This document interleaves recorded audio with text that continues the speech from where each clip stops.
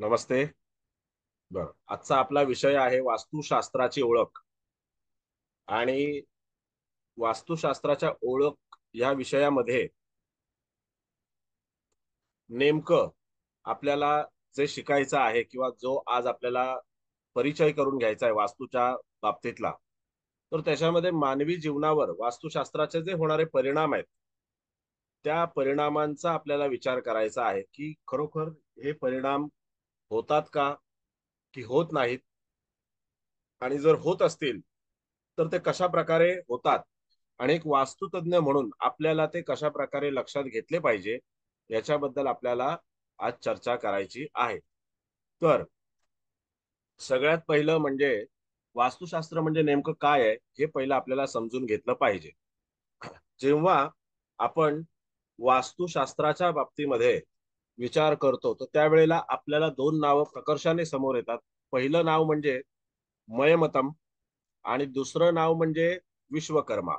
पण ज्या वेळेला आपण मयमतम वास्तुशास्त्र आणि विश्वकर्मा वास्तुशास्त्र तर ह्या बाबतीमध्ये जेव्हा आपण विचार करण्याचा प्रयत्न करतो, तर मयमतमचं जे वास्तुशास्त्र आहे, तर ते दक्षिण भारतीय पद्धतीचं वास्तुशास्त्र म्हणून ओळखलं जातं आणि दक्षिण भारतीय पद्धतीच्या या वास्तुशास्त्रामध्ये तिथे आपल्याला सोयीस्कर रीतीने आणि अत्यंत सोप्या पद्धतीने तिथे काही गोष्टी ज्या आहेत त्या सहज ओळखता येतात, की एखाद्या वास्तूमध्ये खरोखरच निगेटिव्ह एनर्जी आहे का? आणि जर ती निगेटिव्ह एनर्जी असेल तर ती कोणत्या दिशेला आहे? जर ती अमुक एका दिशेला असेल तर ती कोणते परिणाम देऊ शकते? कोणत्या परिणामांच्या माध्यमातून आपल्याला तिथे काही गोष्टींना सामोरं जावं लागू शकतं. असा जो काही त्याच्यामध्ये विचार केला जातो, तो त्याच्यामध्ये दक्षिण भारतीय पद्धतीच्या वास्तुशास्त्रामध्ये केला जातो. आणि विश्वकर्मा वास्तुशास्त्र जे आहे, तर त्या बाबतीत जेव्हा आपण विचार करतो, तर तिथे सुद्धा अशाच देवी देवतांचा विचार केलेला आहे, की ज्या वास्तूमध्ये स्थानापन्न आहेत.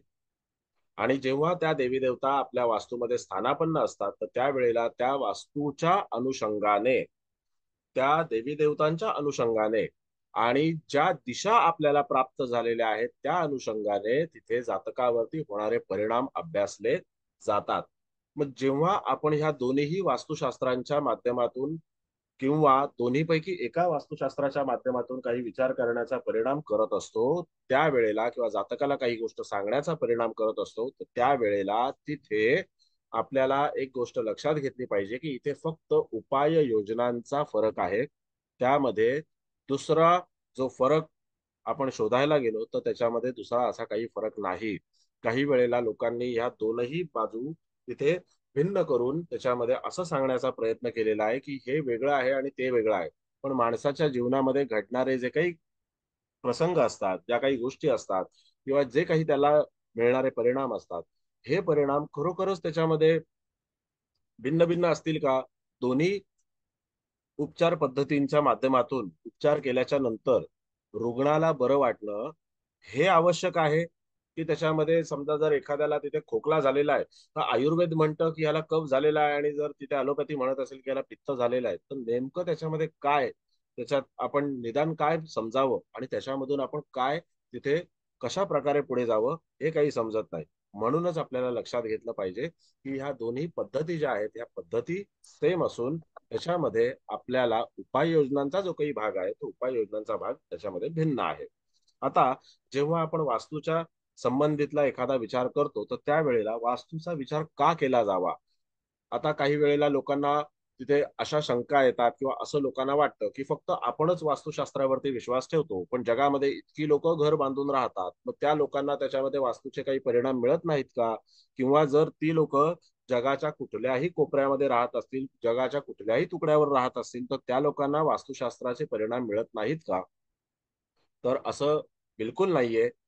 या सगळ्या लोकांना त्याच्यामध्ये वास्तुशास्त्राचे परिणाम नक्की मिळत असतात आणि जसे वास्तुशास्त्राचे परिणाम भारतात मिळतात, मुंबईत मिळतात, पुण्यात मिळतात, तसे जगाच्या कुठल्याही तुकड्यावर जेव्हा माणूस घर बांधून राहण्याचा प्रयत्न करतो, त्यावेळेला त्याला तिथे वास्तुशास्त्राच्या अनुषंगाने ते त्याचे परिणाम मिळत असतात. मग आता वास्तुशास्त्राच्या अनुषंगाने परिणाम आपल्याला कोण देतं? तर परिणाम ती धरणी देते का? तर धरणी जर आपण विचार केला, तर जसा एखादा मोकळा प्लॉट आहे, एखादं मैदान आहे किंवा रस्ता आहे, तर तिथे सुद्धा वास्तुशास्त्राचे परिणाम मिळतात का? 100% तिथे सुद्धा आपल्याला त्या जमिनीच्या स्पंदनांच्या माध्यमातून वास्तूचे परिणाम जे आहेत, वास्तू म्हणता येणार नाही त्याला, पण त्या जमिनीतल्या स्पंदनांची जी काही आपल्याला एक हे आहेत, तर ते आपल्याला त्याच्यामध्ये मिळत असतात. आता ज्या वेळेला वास्तूची स्पंदनं जमिनीच्या माध्यमातून आपल्यापर्यंत पोहोचण्याचा प्रयत्न करतात, त्यावेळेला आपण जमिनीवरती उपस्थित असणं फार गरजेचं असतं. आणि जेव्हा आपण जमिनीवरती उपस्थित असतो, मग तुम्ही एखाद्या रेस्टॉरंटमध्ये बसा किंवा तुम्ही एखाद्या जंगलात जाऊन बसा किंवा तुम्ही एखाद्या तिथे नदीच्या किनारी जाऊन बसा, तर प्रत्येक जी काही वास्तू आहे किंवा प्रत्येक जो काही जमिनीचा तुकडा आहे, भूभाग आहे, त्याची परिणाम करण्याची जी काही कपॅसिटी असते, जी काही क्षमता असते, ती भिन्न असते. आणि त्या त्या क्षमतेनुसार तिथे आपल्याला ती स्पंदनं परिणाम करत असतात. मग आता ह्या स्पंदनांच्या माध्यमातून जर आपल्या शरीरावरती, आपल्या मनावरती आणि आपल्या आत्म्यावरती जर काही परिणाम होत असतील, तर त्याच्या माध्यमातून आपल्या जीवनात काय काय बदल घडू शकतात. तर ज्या वेळेला ही जमिनीची स्पंदनं आपल्या शरीरावर परिणाम करत असतात, त्यावेळेला आपल्याला तिथे शारीरिक व्याधी किंवा शारीरिक उन्नती किंवा शारीरिक प्रगती जी आहे किंवा शरीराच्या अंतर्गत ज्या काही घडामोडी होत असतील, त्या घडामोडींचा आणि भौतिक घडामोडींचा आपल्याला आढावा घ्यायला लागतो. जेव्हा आपण तिथे असं म्हणतो, की आपल्या मनावरती ह्या गोष्टी परिणाम करतात, तर त्यावेळेला नक्कीच आपल्या मनाच्या अनुषंगाने आपल्याला आणि त्याच्यानंतर भौतिक अनुषंगाने आपल्याला या सगळ्या गोष्टींचा परिणाम जो आहे तो तिथे सहन करावा लागत असतो. त्यानंतर जेव्हा आपण आत्म्यावरती काही परिणाम होतात असं आपण जेव्हा म्हणतो, तर तिथे स्पेशली आपल्याला अध्यात्म हा विषय लक्षात घेणं फार गरजेचं आहे. आध्यात्मिक दृष्टिकोनातून आणि त्यानंतर तसंच आपल्याला भौतिक दृष्टिकोनातून तिथे जे जे परिणाम मिळत असतात ते परिणाम भोगायला लागतात. या तीनही बाबतीमध्ये आपल्याला आध्यात्मिक परिणाम हा सगळ्यांनाच भोगायला मिळतो का? तर सगळेच लोक आध्यात्मिक तेवढे असतात का? आणि सगळेच लोक जे आहेत ते त्याच्यामध्ये अध्यात्माच्या माध्यमातून पुढे जाण्याचा किंवा आपली प्रगती साधण्याचा प्रयत्न करतात का? तर तसं काही नसतं. पण एक मात्र गोष्ट नक्की आहे, की प्रत्येक माणसाला आपल्या भौतिक जीवनामध्ये प्रगती करणं हे फार गरजेचं असतं. आणि ज्या वेळेला तिथे आपण आपल्या भौतिक जीवनामध्ये प्रगती करण्याचा प्रयत्न करत असतो, त्यावेळेला तिथे जसं आपल्यावर आपल्या जन्माच्या वेळेला आकाशामध्ये उपस्थित असलेले ग्रह, तारे, राशी आपल्यावरती परिणाम करतात, त्याच प्रकारे आपल्यावरती परिणाम करण्याकरता तिथे वास्तूचा जो विचार आहे तोही केलेला आहे. जेव्हा भूभागाची स्पंदनं आपण लक्षात घेतो, एखाद्या ठिकाणी आपण जातो, एखाद्या गावात जातो, एखाद्या जंगलात जातो किंवा एखाद्या रस्त्याला आपण तिथे रस्त्यावरून प्रवास करत असतो, तर त्यावेळेला आपल्याला ही गोष्ट अतिशय प्रकर्षाने जाणवली जाते, की काही वेळेला इथे काही स्पंदनं योग्य नाहीत, इथे काही व्हायब्रेशन्स चांगल्या नाहीत, इथे खूप निगेटिव्ह व्हायब्रेशन्स आहेत किंवा अमुक एका मंदिरात गेल्याच्या नंतर किंवा अमुक एका ठिकाणी गेल्याच्या नंतर इथली जी काही गोष्ट आहे ती खूप छान वाटते. इथे गेल्याच्या नंतर असं वाटतं की टेन्शन हलकं झालेलं आहे. तर हा एक भाग जो आहे, तर तो सुद्धा त्याच्यामध्ये त्या जमिनीच्या स्पंदनांचाच भाग आहे.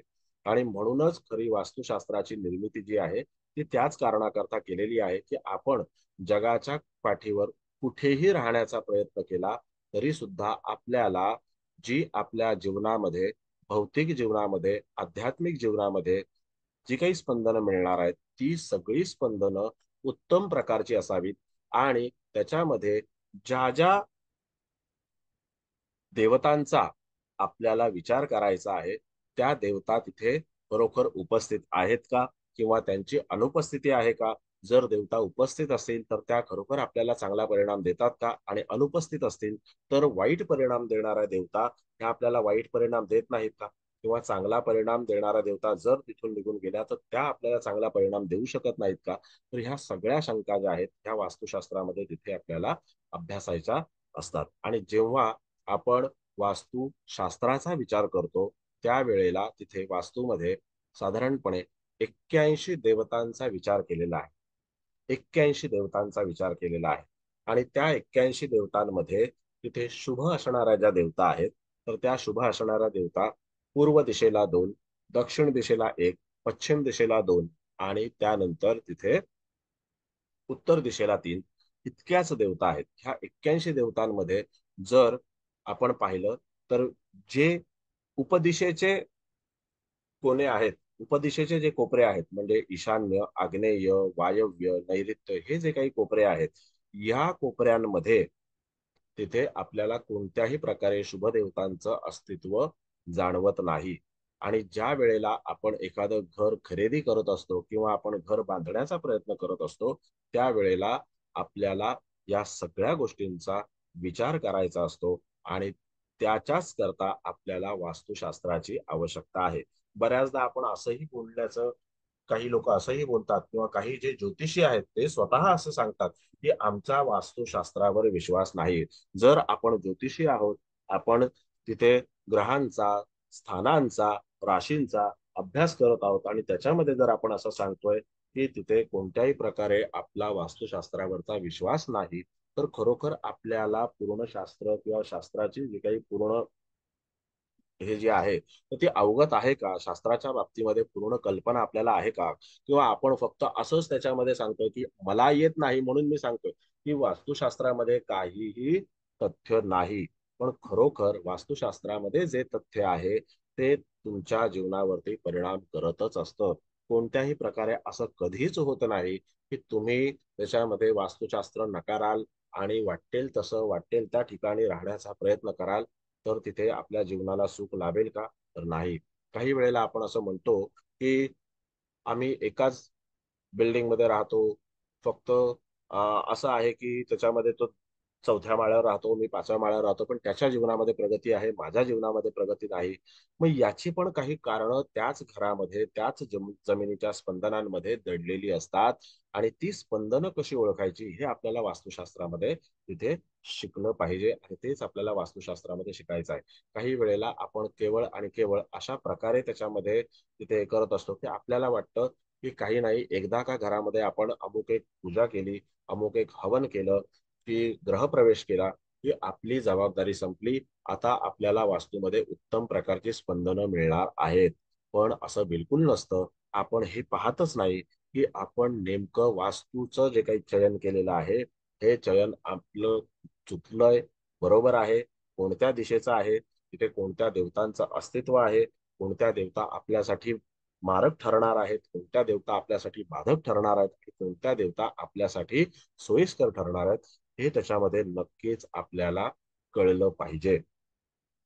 आता या देवतांचा जो काही सखोल आणि सविस्तर अभ्यास आहे, ज्या वेळेला तिथे कोर्स सुरू होईल, तेव्हा तुम्हाला त्याचा नक्कीच सखोल आणि सविस्तर अभ्यास जो आहे, तो त्याच्यामध्ये सांगितला जाईल, शिकवला जाईल.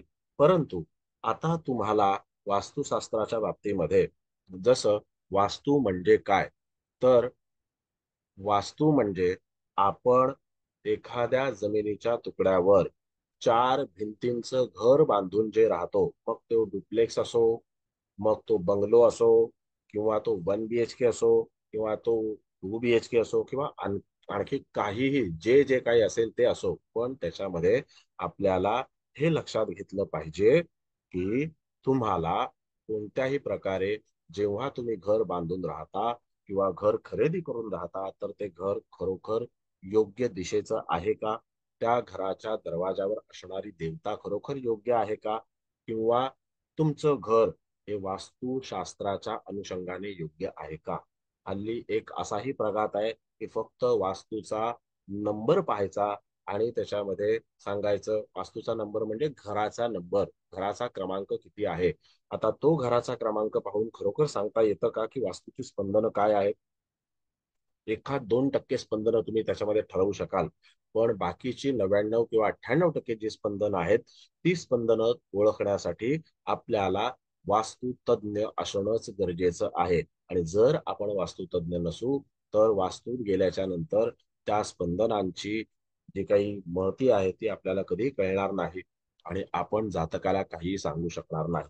जसं की वास्तुशास्त्र शिकवताना किंवा वास्तुशास्त्राचे आतापर्यंत जेवढे मी क्लासेस घेतले, तर त्या सगळ्या क्लासेसमध्ये मी अशा प्रकारे वास्तुशास्त्र शिकवलेलं आहे, की तिथे तुम्ही एखाद्या घरात गेल्याच्या नंतर जातकाने तुम्हाला वास्तुतज्ञ म्हणून इन्व्हाइट केलेलं असेल, तर तिथे त्या घरात गेल्याच्या नंतर तुम्ही त्याला कोणतंही का काहीही कोणतीही इन्फॉर्मेशन न विचारता, कोणतीही माहिती न विचारता तुम्ही केवळ आणि केवळ त्याच्या घराचं निरीक्षण करून, त्याच्या घराचं यथोचित मूल्यमापन करून तुम्ही त्याला सांगू शकता की बाबा तुझ्या घरामध्ये तुला असे असे समस्या आलेल्या आहेत किंवा तुला अशा अशा समस्यांना सामोरं जावं लागलेलं आहे.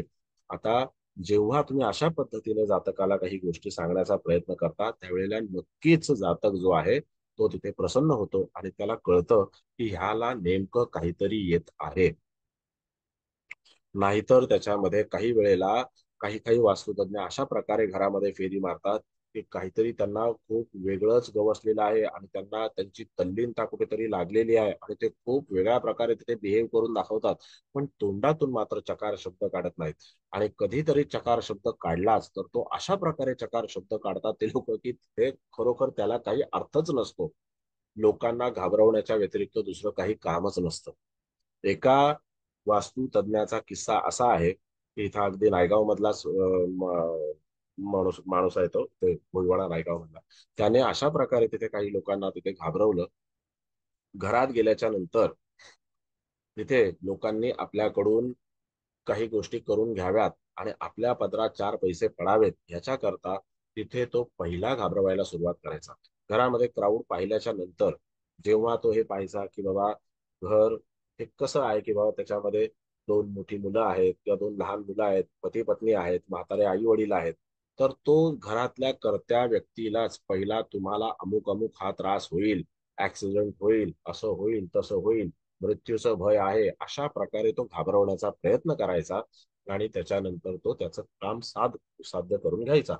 अशा ह्याच्यामध्ये त्याने पैसे तर बरेच कमवले, परंतु कधीतरी तिथे कोणीतरी असं माणूस जातकाला म्हणजे जो काही असा गोष्टी करणारा माणूस असतो त्याला कोणीतरी असं भेटतच की जे त्याचं पितळ उघडं पाडतं.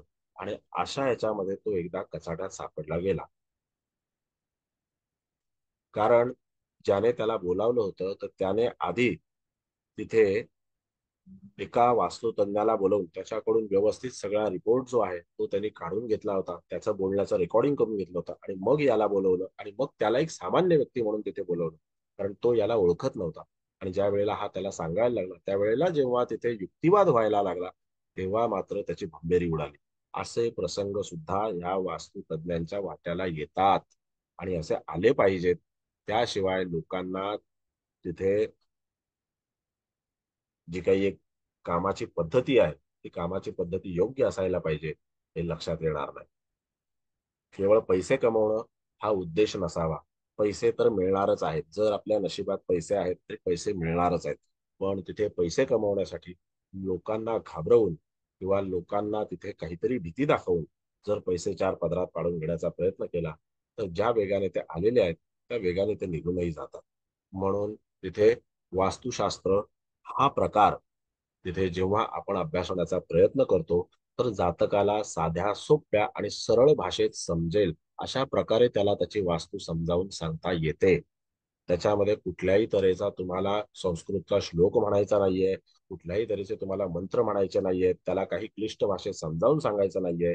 त्याला अमुक एक समस्या जर येत असेल तर ती कोणत्या दिशेतून येत आहे आणि त्या दिशेला कोणत्या तऱ्हेचा उपाय केल्याच्या नंतर त्याची समस्या मिटून जाईल. आता तुमच्यापैकी कुणीही मला अमुक एक समस्या सांगावी किंवा स्पेसिफिक समस्या काही असं एक उदाहरणादाखल म्हणतोय मी, काही समस्या सांगावी तर मग मी त्याच्यावरती सांगेन की ह्या समस्येचं जे काही मूळ आहे ते नेमकं वास्तुशास्त्राच्या अनुषंगाने कोणत्या दिशेला दडलेलं आहे. कुणीही सांगा. बोला.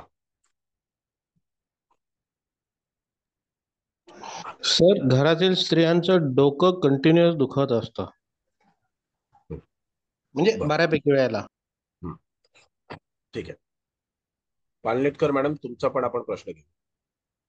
तर मला नेहमी आमच्या घराचा दरवाजा आहे तो नैऋत्य पश्चिम एक मिनिट, दिशेला तुमचा आहे. दरवाजा नका सांगू मला, ऐका. मला मग फक्त एवढं सांगायचं जसं कुलकर्णींनी सांगितलं की बाबा घरातल्या स्त्रियांचं जर समजा तिथे मस्तक दुखीचा त्रास असेल तर तिथे कोणत्या दिशेचा आपण विचार केला पाहिजे या अनुषंगाने मला तुम्हाला एक तंत्र शिकवायचे, टेक्निक शिकवायचे. तुमचे वैयक्तिक प्रश्न जर मी इथे सोडवत बसलो तर ते 2 तास काय 4 तास कमी पडतील. पण जर तुम्हाला मी टेक्निक शिकवलं ना, तंत्र शिकवलं, वास्तू कशी पाहावी, तर तुम्ही 400 वास्तू करून याल. लक्षात घ्या. अशा पद्धतीने प्रश्न विचारा. बरं, कुलकर्णी साहेब, असा आहे की जो तुम्ही प्रश्न केलेला आहे की ज्या वेळेला घरातल्या स्त्रियांना डोकेदुखीची समस्या आहे. प्रश्न अगदी साधा सोपा आणि सरळ आहे. पण घरात जेव्हा स्त्रियांना, फक्त आणि फक्त स्त्रियांनाच हा त्रास होत असेल, तर त्यावेळेला आपल्याला लगेचच लक्षात घेतलं पाहिजे की जसं ईशान्य दिशा जी आहे, ती ईशान्य दिशा मस्तक दर्शवते. वास्तूमध्ये ईशान्य दिशा जी आहे ती मस्तक दर्शवते आणि ती स्त्री प्रधान दिशा आहे. जसं वास्तूमध्ये स्त्री प्रधान दिशा आहे, तसं वास्तूमध्ये पुरुष प्रधान दिशा सुद्धा आहेत. मग आता ज्या वेळेला तिथे स्त्री प्रधान दिशेला दरवाजा असेल वास्तूचा, किंवा तिथे याच स्त्री प्रधान दिशेला किचनची शेगडी असेल, जिथे सतत अग्नी प्रज्वलित होत असेल, किंवा ह्याच ईशान्य दिशेला तिथे संडास बाथरूम सारखी चुकीची व्यवस्था असेल, किंवा तिथे याच ईशान्य दिशेला ते कट असेल. हा प्रकार जो आहे, कट म्हणजे नेमकं काय असतं, हा प्रकार जो आहे, हा तुम्हाला मी जेव्हा आपला क्लास होईल त्यावेळेला मी नक्कीच चांगल्या प्रकारे समजावून सांगेन. कट म्हणजे आपल्या वास्तूतून एखादा भाग वगळून जाणं, आणि तो कसा पाहायचा, कशा प्रकारे पाहायचा, हे तुम्हाला मी त्याच्यामध्ये समजावून सांगेन. मग ज्या वेळेला अशी परिस्थिती तिथे तयार झालेली असते, त्यावेळेला जातकाला अशा तऱ्हेच्या समस्येला सामोरं जावं लागतं. मग डोकेदुखी, डोळ्याचा नंबर वाढणे, नाकाचा त्रास होणे, जबड्याचा त्रास होणे, कानाचा त्रास होणे, कंठाचा त्रास होणे, आवाजाच्या बाबतीत त्रास होणे, गळ्याला त्रास होणे, अशा पद्धतीच्या थायरॉइडची समस्या तयार होणे, अशा पद्धतीचा जो काही भाग आहे, तो ह्या ईशान्य दिशेचा दरवाजा म्हणजे उत्तर आणि पूर्व दिशेच्या मधला जो काही भाग आहे, आणि त्या मधल्या भागामध्ये जी काही एक स्पेसिफिक डिग्री आहे, विशिष्ट डिग्री आहे, त्या विशिष्ट डिग्रीमध्ये जर समजा तुमचा दरवाजा आलेला असेल किंवा ह्या रचना आलेल्या असतील, तर तिथे जातकाला अशा पद्धतीचा त्रास होऊ शकतो. अगदी 100% छाती ठोकपणे तुम्ही हे उत्तर जातकाला देऊ शकता. हे तंत्र आहे. आलं लक्षात? हे तंत्र शिकणं आवश्यक आहे. हो सर, याचा अनुभव आलेला आहे मला. अगदी 100% आलेला आहे आणि खूप वर्ष आलेला आहे. म्हणूनच मी हा सगळ्यांना पण कळावा म्हणून हा ऍक्च्युली प्रश्न विचारला, कारण की तुम्ही ऑलरेडी हे मला सांगितलं होतं माझं घर बघून, येस, आणि तो दोष बरोबर. होता आणि तो लिटरली नंतर थांबला. हे विषय बरोबर. रेमेडीज केल्यानंतर ही पण गोष्ट घडली म्हणजे लगेच. म्हणजे ही गोष्ट जी आहे ही का होते? कारण आपलं घर, आपली वास्तू, जर त्याच्यामध्ये आपण म्हणतो की काही वेळेला जो आपला घराचं बांधकाम करणारा माणूस असतो, तो आपल्याला अगदी स्पष्टपणे सांगतो, अहो असं काही नसतं वास्तू वगैरे, तुम्ही फक्त काय करा, तुमच्या घरामध्ये चांगला सूर्यप्रकाश आला पाहिजे, चांगली हवा आली पाहिजे, अशाच पद्धतीने तुम्ही फक्त घर बांधून घ्या. आणि त्याला त्याच्यामध्ये काही माहिती नसतं, त्याला त्याच्या हातातलं कॉन्ट्रॅक्ट घालवायचं नसतं, त्याला 4 पैसे कमवायचे असतात, आणि तुम्ही त्याचं गिऱ्हाईक असता. त्याच्यामुळे तिथे वास्तुतज्ञाला कसा कटवता येईल याच्याकडे त्याचं बारीक लक्ष असतं. मी आतापर्यंत एवढ्या वास्तू केल्या, तर त्या सगळ्या वास्तूंमध्ये माझा हा अनुभव आहे. मग तिथे तो बंगलोचं बांधकाम करणारा तुमचा आर्किटेक्ट असो, तुमचा कॉन्ट्रॅक्टर असो, किंवा त्याच्यामध्ये फ्लॅट मध्ये तिथे काही गोष्टी करणारा तो इंटेरियर डिझायनर असो, किंवा आणखीन कोणी जो कॉन्ट्रॅक्टर आहे तो असो, हे सगळे लोक त्याच्यामध्ये जेव्हा आपण बोलायला सुरुवात करतो त्यावेळेला तिथे मध्ये मध्ये काही ना काहीतरी सांगून तिथे काम डिस्टर्ब करण्याचा प्रयत्न करत असतात. हा एक माझा अनुभव आहे. पण जेव्हा आपण तिथे स्ट्रॉंग स्टँड घेतो, कडक पवित्रा घेतो, आणि त्यांना सांगतो की तुम्ही तुमचं काम जे आहे ते नंतर करा, मी सुद्धा तुमच्यासारखाच इथे पैसे घेऊन काम करण्याकरता आलेलो आहे, त्यामुळे माझ्या कामामध्ये बिलकुल ढवळाढवळ करू नका, मी ह्या पद्धतीने सांगतो. मी तिथे काही अगदी साधू संतासारखा वागायचा प्रयत्न करत नाही. मी स्पष्टपणे सांगतो, जर आपण पैसे घेतो तर घेतो, फुकटचा आव आणायचा नाही. आणि मग तिथे सांगायचं असतं त्यांना, कारण मी बऱ्याचदा असं सांगितलेलं आहे, मी इथे पैसे घेऊन काम करायला आले, त्यामुळे माझ्या कामामध्ये ढवळाढवळ करू नये, माझं काम मला व्यवस्थित करू द्या, मी निघून गेल्याच्या नंतर यांना काय सांगायचं असेल ते सांगा. आणि जेव्हा आपल्याला अशी कल्पना येते की आपण गेल्याच्या नंतर काही वेगळी पेरणी होणार आहे, तर आधीच आपण व्यवस्थित तिथे कीटकनाशकांची फवारणी करून टाकायची, की म्हणजे तिथे किडे लागणारच नाही. अशा पद्धतीने वास्तुतज्ञ म्हणून आपल्याला काम केलं पाहिजे, हे लक्षात घ्या. बोला पाळलेटकर मॅडम, बोला.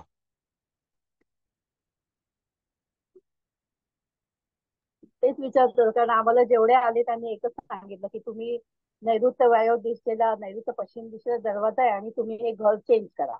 दुसरा काही उपायच नाही. भाड्याने दुसरीकडे राहा, नाही तर घर विकून तुमचा ब्लॉक विकून टाका. हं. आणि फक्त त्याचे घर आम्हाला खूप चेंज त्रास करणं. पण हं. फक्त मॅडम घर चेंज करणं हा त्याच्यावरती उपाय असू शकतो का? कारण वास्तू किती टक्के दूषित आहे त्याच्यावरती खरं अवलंबून आहे. आता नैऋत्य दिशेचा दरवाजा तर अनेक लोकांचा असतो.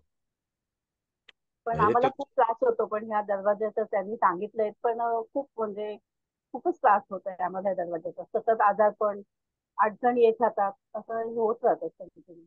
मला सांगा मॅडम, तुम्ही ज्या घरामध्ये राहता, हम्म. तुम्ही ज्या नैऋत्य दिशेच्या घरामध्ये राहता, त्या घरामध्ये तिथे कोणत्या व्यक्तीला, म्हणजे एखाद्या व्यक्तीला तुमच्या घरातल्या तिथे पायाची समस्या, उजव्या पायाची समस्या, पायाला मार लागणं किंवा पायाला दुखापत होणं, गुडघ्याची समस्या, पोटऱ्यांची समस्या, मांड्यांची समस्या अशी आहे का? त्यानंतर तिथे कुणाला ते उच्च शिक्षणामध्ये अडथळे आणि सतत त्याच्यामध्ये नोकरी किंवा व्यवसाय बदलण्याची इच्छा होणं किंवा नोकरी व्यवसायामध्ये मन न लागणं, अशा तऱ्हेची इच्छा, आणि जे काही आपण आधी कमवून जमवून ठेवलेलं आहे तर ते सतत वापरात येणं आणि त्याच्यामध्ये वाढ न होता सतत कमतरता येत जाणं, अशा तऱ्हेचे काही अनुभव आलेले आहेत. तेच अनुभव, सतत आजारपण, नोकऱ्या जाणं, व्यवसायामध्ये स्थिरता राहत नाही, सतत व्यवसायामध्ये बदल होतो, म्हणजे जास्त येस. प्रगती होत नाही त्याच्यामुळे. हा. म्हणजे मॅडम, तुमचा दरवाजा जो आहे तो नैऋत्य दिशेचाच दरवाजा आहे आणि त्याच्यामध्ये तुम्हाला हा दरवाजा जो आहे, आता मी तुम्हाला माझ्या अंदाजाने जो दरवाजा सांगतो, अंदाजाने कारण मी काय तुमची वास्तू पाहिलेली नाही, त्याच्यामध्ये तुमचा दरवाजा जो आहे हा अंदाजाने साधारणपणे तिथे तुम्हाला 190 डिग्री पासून ते 215 डिग्रीच्या जवळपासचा हा दरवाजा आहे. हम्म. म्हणून इथे डिग्री सुद्धा फार पाहणं आवश्यक आहे आणि हेच आपल्याला वास्तुशास्त्राच्या कोर्समध्ये शिकायला पाहिजे, शिकायला मिळणार आहे की डिग्री कशी पाहावी. प्रत्येक वास्तूमध्ये गेल्याच्या नंतर तिथे वास्तूचा कोपरान कोपरा कसा चेक करावा हे पाहिलं पाहिजे. आतापर्यंत तुमच्याकडे जे वास्तुतज्ञ आले त्यांनी काय केलं असेल ते मी तुम्हाला थोडक्यात सांगू का? सांगा. बर. मॅडम, असं आहे, त्यांनी काय केलं असेल माहितीये का? घरी आल्याच्या नंतर एकतर पूर्ण घरभर राऊंड मारला असेल हम्म. किंवा काही वास्तुतज्ञांनी घरभर राऊंड न मारता घराच्या मध्यभागी उभे राहिले असतील, तुमच्याकडे मॅप मागवला असेल, घराच्या मध्यभागी उभे राहिले असतील, तिथे कंपास सादृश्य एक वस्तू ठेवली असेल आणि ती वस्तू ठेवल्याच्या नंतर तिथे तुम्हाला सांगितलं असेल की तुमचा हा दरवाजा आहे, तो दरवाजा आहे, अमुक आहे, तमुक आहे, आणि तिथूनच सगळे हवेत तीर मारले असतील. प्रिडिक्शन त्यांनी, जसं माझ्या अनुषंगाने, जर आपण साधारणपणे 400-500 स्क्वेअर फीटचा जरी फ्लॅट पाहायला गेलो तरी सुद्धा त्या घरामध्ये प्रत्येक कोपरान कोपरा चेक करून त्यांना सगळ्या गोष्टी सांगण्यामध्ये कमीत कमी 2 तास तरी नक्कीच जातात. सगळ्या गोष्टी त्यांना, प्रत्येक कोपरान कोपऱ्याचे महत्व, तुमच्या घरामध्ये हा कोपरा तुम्हाला काय परिणाम देतो हे सांगण्यामध्ये कमीत कमी 2 तास तरी जातात. असं तुमच्याकडे कोणी वाच. माझ्या हा. हा माझ्याकडे जे होते ना, ते ज्योतिष पत्रिका वगैरे बघणारेच होते, म्हणजे ते हा. वास्तू ज्योतिष ते होते. त्यांनी हा. सांगितलं, एक आले तर ते म्हणाले, तर हे बघा तुमच्या किचन मध्ये उभं राहिलं तर लगेच अंगावर किती काटा आला. म्हणजे त्यांनी सांगितलं, बर. थोडेफार उपाय सांगितले. मला फक्त एवढं की तुमचं आपल्या किचन ह्या कोणत्या कोर्स दिशेला आहे हे सांगितलं का? किचन आमचं ना, उत्तरेकडे आमची ते काय आहे ते, खिडकी असते ना, ते गॅलरी येते आमची, तसं आहे ते. मॅडम, आता असं आहे, तुम्हाला मी, प्लीज तुम्ही राग मानू नका, मी तुम्हाला जे सांगतो ते, ते व्यक्ती तुमचे जर समजा म्हणजे तुमचे त्यांचे जर चांगले संबंध असतील, ते राग मानू नका म्हणून म्हटलं मी. नाही नाही. कसं असतं, काही वेळेला लोक ना हे नौटंकी जी करतात ना, अंगावर काटा आला, पण बाबा मला हे सांग की माझं किचन कोणत्या दिशेला आहे, ते ज्या दिशेला आहे ते माझ्यावर काय परिणाम करतंय, आणि ते जर या दिशेला योग्य नाहीये तर ते कोणत्या दिशेला असायला पाहिजे. तिथे मला ते व्यवस्थित परिणामकारक ठरेल, चांगलं परिणामकारक ठरेल, हे पाहणं वास्तुतज्ञाचं काम आहे. अंगावर काटा येणं, घरात आल्यावरती तिथे काहीतरी डोकं धरणं, डोकं दुखणं, मग मला ते असंच वाटतंय, मग मला ते तसंच वाटतंय. जर एखाद्या डॉक्टरलाच ऑपरेशनला गेल्याच्या नंतर भोवळ येत असेल रक्त बघून, तर त्याला प्रॅक्टिसची भयंकर आवश्यकता आहे. त्याला त्याच्या मनाचा उपचार करण्याची भयंकर आवश्यकता आहे. डॉक्टरचे जर हात कापायला लागले ऑपरेशन करताना, तर तो इकडच्या जागी तिकडच फाडून ठेवेल, नाही का? हे म्हणून तुम्ही हे खूप कापरं भरणं, डोकं दुखणं, कंपन येणं, हा जो प्रकार आहे, हा प्रकार पेलवण्याची क्षमता जी आहे, हा प्रकार पेलवण्याची जी क्षमता आहे, ती तिथे आलेल्या तज्ञ व्यक्तीमध्ये असायला पाहिजे, हा आग्रह आहे. आणि ती जर त्याच्यामध्ये नसेल, त्याला त्रास होत असेल, होतो काही वेळेला अशी स्पंदनं जाणवतात, पण त्याच्यावरती कंट्रोल करणं हे त्या ज्योतिषाचं किंवा त्या वास्तुतज्ञाचं काम आहे. आणि त्याला जर ते जमत नसेल, तू नंतर तुझ्यावरती जाऊन काही तो घरी जाऊन उपचार कर, पण तिथे हे सगळं करून तू किती कमकुवत आहेस, म्हणजे तू कुठेतरी कमी पडतोयस. ह्या पद्धतीचा जो काही भाग आहे तो त्याच्यामध्ये तुम्हाला निदर्शनास येतो. म्हणून वास्तुशास्त्र जे आहे, हे वास्तुशास्त्र तुम्ही अगदी सर्वसामान्य भाषेमध्ये आणि सर्वसामान्य पद्धतीने जेव्हा तुम्ही आत्मसात कराल, त्यावेळेला तुम्हाला नक्कीच कळेल की खरोखर हे काही फार कठीण काम नाहीये, जे आपल्याला असं दर्शवलं जातं तसं नाहीये. त्याच्यावरती जसं कफ, पित्त, वात किंवा अन्य कुठल्याही प्रकारचा आजार विकार असो, त्यावरती तिथे उपाययोजना दिलेल्या आहेत. तसंच इथेही उपाययोजना दिलेल्या आहेत. बऱ्याच प्रकारच्या उपाययोजना सर. आहेत. एक मिनिट जरा मॅडम थांबा. बऱ्याच प्रकारच्या उपाययोजना आहेत आणि ह्या सगळ्या उपाययोजना ज्या आहेत, ह्या उपाययोजनांपैकी काही उपाययोजना केल्याच्या नंतर खरोखर तुमच्या घरामध्ये चांगली स्पंदनं तयार व्हायला सुरुवात होते. एक तुम्हाला साधं उदाहरण सांगतो मॅडम, की जसं आपण एखाद्या हॉटेलमध्ये जातो जेवण्याकरता, मी आधीही सांगितलं, हॉटेलमध्ये जेवण्याकरता जातो किंवा आपण बाहेरगावी गेल्याच्या नंतर एखादं चांगलं हॉटेल आपण शोधतो आणि तिथे आपण आपला घर परिवार जिथे थांबलेलं असतो, तर तिथे आपण पाहतो ना की कशी लोकॅलिटी आहे, चांगलं आहे का, ते हॉटेल चांगलं आहे का, तिथलं खानपान चांगलं आहे का, तिथे येणारे लोक हे चांगली आहेत का, हे आपण त्याच्यामध्ये पाहतो. आणि मगच आपण तिथे, भले आपण 2 दिवस राहणार असो का 1 दिवस राहणार असो, पण तिथे आपण या सगळ्या गोष्टी पाहतो. का पाहतो? कारण आपल्याला कम्फर्टेबल राहायचं असतं, आपल्याला सोयीस्कर रीतीने राहायचं असतं आणि आपल्याला कुठलाही त्रास नको असतो. जर आपण 2 ते 3 दिवसासाठी किंवा 1 दिवसासाठी जर एवढ्या सगळ्या गोष्टी पाहतो, तर ज्या घरामध्ये आपल्याला कायमस्वरूपी राहायचंय, तिथे आपण का पाहत नाही या गोष्टी? पाहिल्या पाहिजेत, पाहिल्या बरोबर. पाहिजेत, नाही का? म्हणजे मला आणि माझ्या एका मित्राला, आम्हाला पहिल्यांदा अशी सवय होती की आम्ही जेव्हा ट्रेकिंगला जायचो, एवढ्या लोकांना घेऊन जायचो, तर त्यावेळेला म्हणजे इतरांना ट्रेकिंगला घेऊन जाण्याच्या आधी 10-15 दिवस आम्ही तो दोघं जण करून यायचो. का? कारण तिथे नेमकं काय आहे काय नाही, किल्ला कसा आहे काय आहे, बाबा तिथे खरोखर कठीण आहे का, खूपच कठीण आहे का, काय आजूबाजूला. करावं लागलं? तर ह्या सगळ्या गोष्टी ज्या आहेत, आम्हाला ज्या ज्या गोष्टी आवश्यक होत्या त्या त्या सगळ्या गोष्टी आम्ही पाहून यायचो. आणि त्या पाहून आल्याच्या नंतर मग आम्ही दुसऱ्या वेळेला अख्खा ग्रुप तिथे घेऊन जायचो. हा एक प्रकार असतो. तोच आपल्याला वास्तूच्या बाबतीत सुद्धा पाळला पाहिजे.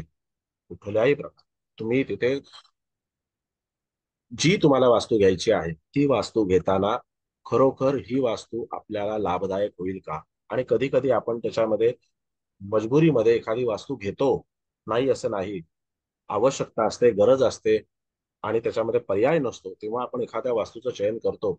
पण ते चयन केल्याच्या नंतर जेव्हा आपल्याला काही अनुभव यायला लागतात, त्यावेळेला आपल्याला योग्य तो सल्ला मिळणं आवश्यक असतं. जर सल्ला योग्य मिळाला नाही, तर दोन गोष्टी होतात.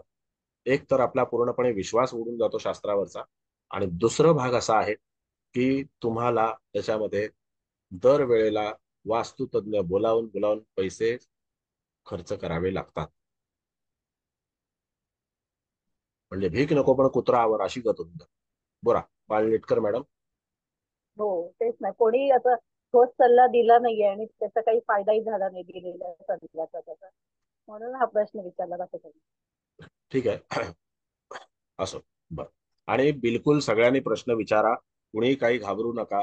तुम्हाला जर असं वाटत असेल की बाबा मी त्याच्यामध्ये काही वेळावाकडा प्रश्न विचारल्याच्या नंतर काही तोही करतो, पण मी प्रश्न दुरुस्ती करतो. मी काही त्याच्यामध्ये तुम्हाला काही वेडवाकडं काही बोलत नाही. फक्त तुम्ही विषयाला धरून प्रश्न विचारा, सगळ्यांनी प्रश्न विचारा. तुम्ही जर सगळ्यांनी प्रश्न विचारले तर तिथे तुम्हालाही शिकता येईल आणि तुमच्या बरोबर इतरांनाही शिकता येईल. हं? बर. सर बोला. विचारू का सर? एक मिनिट जरा. साखरे मॅडम तुम्ही विचारा. तुम्ही त्यांनी पहिला विचारलं. बोला. नमस्ते सर. नमस्ते. बोला. सर, बोला. जर पूर्व दिशेची वास्तू असेल, अपार्टमेंट असेल आणि पूर्व दिशेची वास्तू आहे, पण ते पूर्व दिशेच्या वास्तूला समोरच जिना आहे वरती जाणारा, मग तो पूर्वेच्या दिशेला आहे, ते चालतं का वास्तूमध्ये, वास्तू घेताना? मॅडम जिना आणि तुमची हा, मूळ वास्तू म्हणजे तुम्ही बंगलो पाहताय का तुम्ही अपार्टमेंट पाहताय? नाही, हे अपार्टमेंट बर ठीक आहे. ओके. किंवा सोसायटी म्हटलं तरी चालेल. काय काय म्हण अपार्टमेंट किंवा सोसायटी म्हटलं तरी चालेल. बरोबर. Okay okay. हा. हा. तसं जे काही आहे तर हा. त्यामध्ये तुम्हाला, तुम्ही जे घर घेताय ना, तुम्ही स्वतः जे घर घेताय त्याच्यामध्ये त्या अपार्टमेंटमध्ये तुम्ही जे घर घेताय, पहिलं तुम्हाला ते पाहणं गरजेचं आहे. पूर्ण बिल्डिंगची वास्तू बरोबर. पाहणं, बिल्डिंगचा दरवाजा पूर्वेला आहे का पश्चिमेला आहे का उत्तरेला आहे हे पाहण्यापेक्षा तुम्हाला त्याच्यामध्ये तुमचं घर, तुम्हाला मिळालेलं किंवा तुम्ही खरेदी करत असलेलं घर हे नेमकं कसं आहे हे पाहणं गरजेचं आहे. कारण तो परिणाम जो आहे तो सार्वजनिक रीतीने सगळ्यांना मिळणार आहे, आणि त्याच्यामध्ये एकाच व्यक्तीला त्याचा सगळा परिणाम मिळणार आहे का, तर तसं नाहीये. पण एकाच व्यक्तीला जर त्याचा सगळा परिणाम मिळणार असेल तर ती वस्तू म्हणजे घर आहे, तुमचं वैयक्तिक घर. मग त्याच्यासाठी ते घर रिजेक्ट करणं, तर हम्म. तिथे जिना पूर्व दिशेला आहे चुकीचंच आहे, 1000% चुकीचं आहे. परंतु ज्या वेळेला तिथे तुम्ही घर तुमच्यासाठी पाहताय त्यावेळेला ते घर कोणत्या प्रकारे योग्य आहे का अयोग्य आहे याचं मूल्यमापन करा आणि त्याच्यानंतर निर्णय घ्या. केवळ त्या बिल्डिंगचा दरवाजा हा तिथे पूर्व दिशेला आहे का उत्तर दिशेला आहे याच्यावरती पूर्ण घराचा निर्णय घेऊ नका. कदाचित त्या चार भिंती ज्या आहेत घराच्या त्याच्यामध्ये जर स्पंदनं उत्तम असतील तर तिथे हम्म. नक्कीच एखाद्याची भरभराट होऊ शकते आणि होते. असं आहे. बरोबर. आता एक तुम्हाला सिंपल उदाहरण सांगतो ते की असं जस्ट पुष्कळ जण म्हणतात ना, काय घरा काय म्हणतात सांगा असे तुम्ही. बरेच वास्तुतज्ञ म्हणतात की घरातून बाहेर पाहत असताना पिल्लर दिसायला नको, काय भिंत दिसायला नको. दिसायला नको, डीपी वगैरे असा हा. रस्ता, हा. हा. डीपी वगैरे असं हा. मग असं तर नको, आपल्याला किंवा हिमालयात गेलं पिलर पाहिजे नको, राहायला. मुख्य दरवाजा मग तिथे मग मुंबईत, मग असा माणूस मुंबईत येऊन तर असं बिलकुल राहू पुष्कळ शकत. जण सांगतात. मला मला तेच तर म्हणायचं आहे की जसा काळ बदलतो हम्म. जसं वेळ बदलत राहते, काळ बदलत राहतो, त्या प्रकारे आपल्याला तिथे नेमकं काय हवंय हे कळलं पाहिजे. नाहीतर तुमच्या घराच्या समोर आता समजा एखाद्या तिथे याच्यामध्ये काही मुंबईमध्ये काही जे बिल्डिंग आहेत त्या अशा आहेत की तिथे एका मजल्यावर फक्त 2 किंवा 3 फ्लॅट आहेत. आणि एक वास्तू अशी केली होती की त्या वास्तूमध्ये तिथे एका मजल्यावरती 2 फ्लॅट होते आणि ते दोन्ही फ्लॅट एकाच माणसाने घेतले होते. आता त्याचा विचार असा होता की ही जी लिफ्ट आहे ही लिफ्ट सुद्धा डायरेक्ट माझ्या घरातच उघडली पाहिजे, म्हणजे लिफ्ट मधून बाहेर आल्याच्या नंतर मी सरळ माझ्या घरामध्येच. अशा प्रकारे त्याची ती एक योजना होती, कारण एका माळ्यावरचे दोन्ही फ्लॅट त्यानेच घेतले होते. साधारणतः त्याच्यासाठी त्याने 8 करोड रुपये खर्च केले होते. म्हणजे एक फ्लॅट हा 4 करोडला पडला था. चांगला उच्चभ्रू वस्ती म्हणून. आता ह्याच्यामध्ये जर मॅडम आपण पाहिलं तर तिथे ती जर लिफ्ट त्याच्या घरामध्ये उघडली असती, तर तो माणूस नक्कीच समस्येमध्ये आला असता. कारण ती लिफ्ट पूर्णपणे उत्तर वायव्येकडे उघडत होती. पण ज्या वेळेला त्यांनी वास्तुतज्ञ म्हणून मला बोलावलं आणि मग मी त्याला जेव्हा सल्ला दिला की तुम्हाला ह्या दोनही वास्तू मर्ज करून एकत्र करून जर तुम्हाला काही करायचं असेल तर तसं करू नका. कारण दोन्ही फ्लॅट जे आहेत हे समोरासमोर आहेत. तुम्ही ते दोन्ही फ्लॅट खरेदी केलेले आहेत, दोन्ही फ्लॅट वापरा. एक फ्लॅट एका भावाचा, दुसरा फ्लॅट दुसऱ्या भावाचा. बरोबर आहे. आता त्यांना ते एकत्र कुटुंब, पहिल्यापासून त्यांचं कुटुंब एकत्रच होतं, पण हरकत नाहीये. तुम्ही तिथे जसं पहिले राहत होता तसंच राहा, पण इथे तुम्ही एकत्रीकरण करण्याचा प्रयत्न, घरांचं या दोन फ्लॅटचं एकत्रीकरण करण्याचा प्रयत्न केला तर तुम्ही खरोखर अडचणीत येऊ शकता.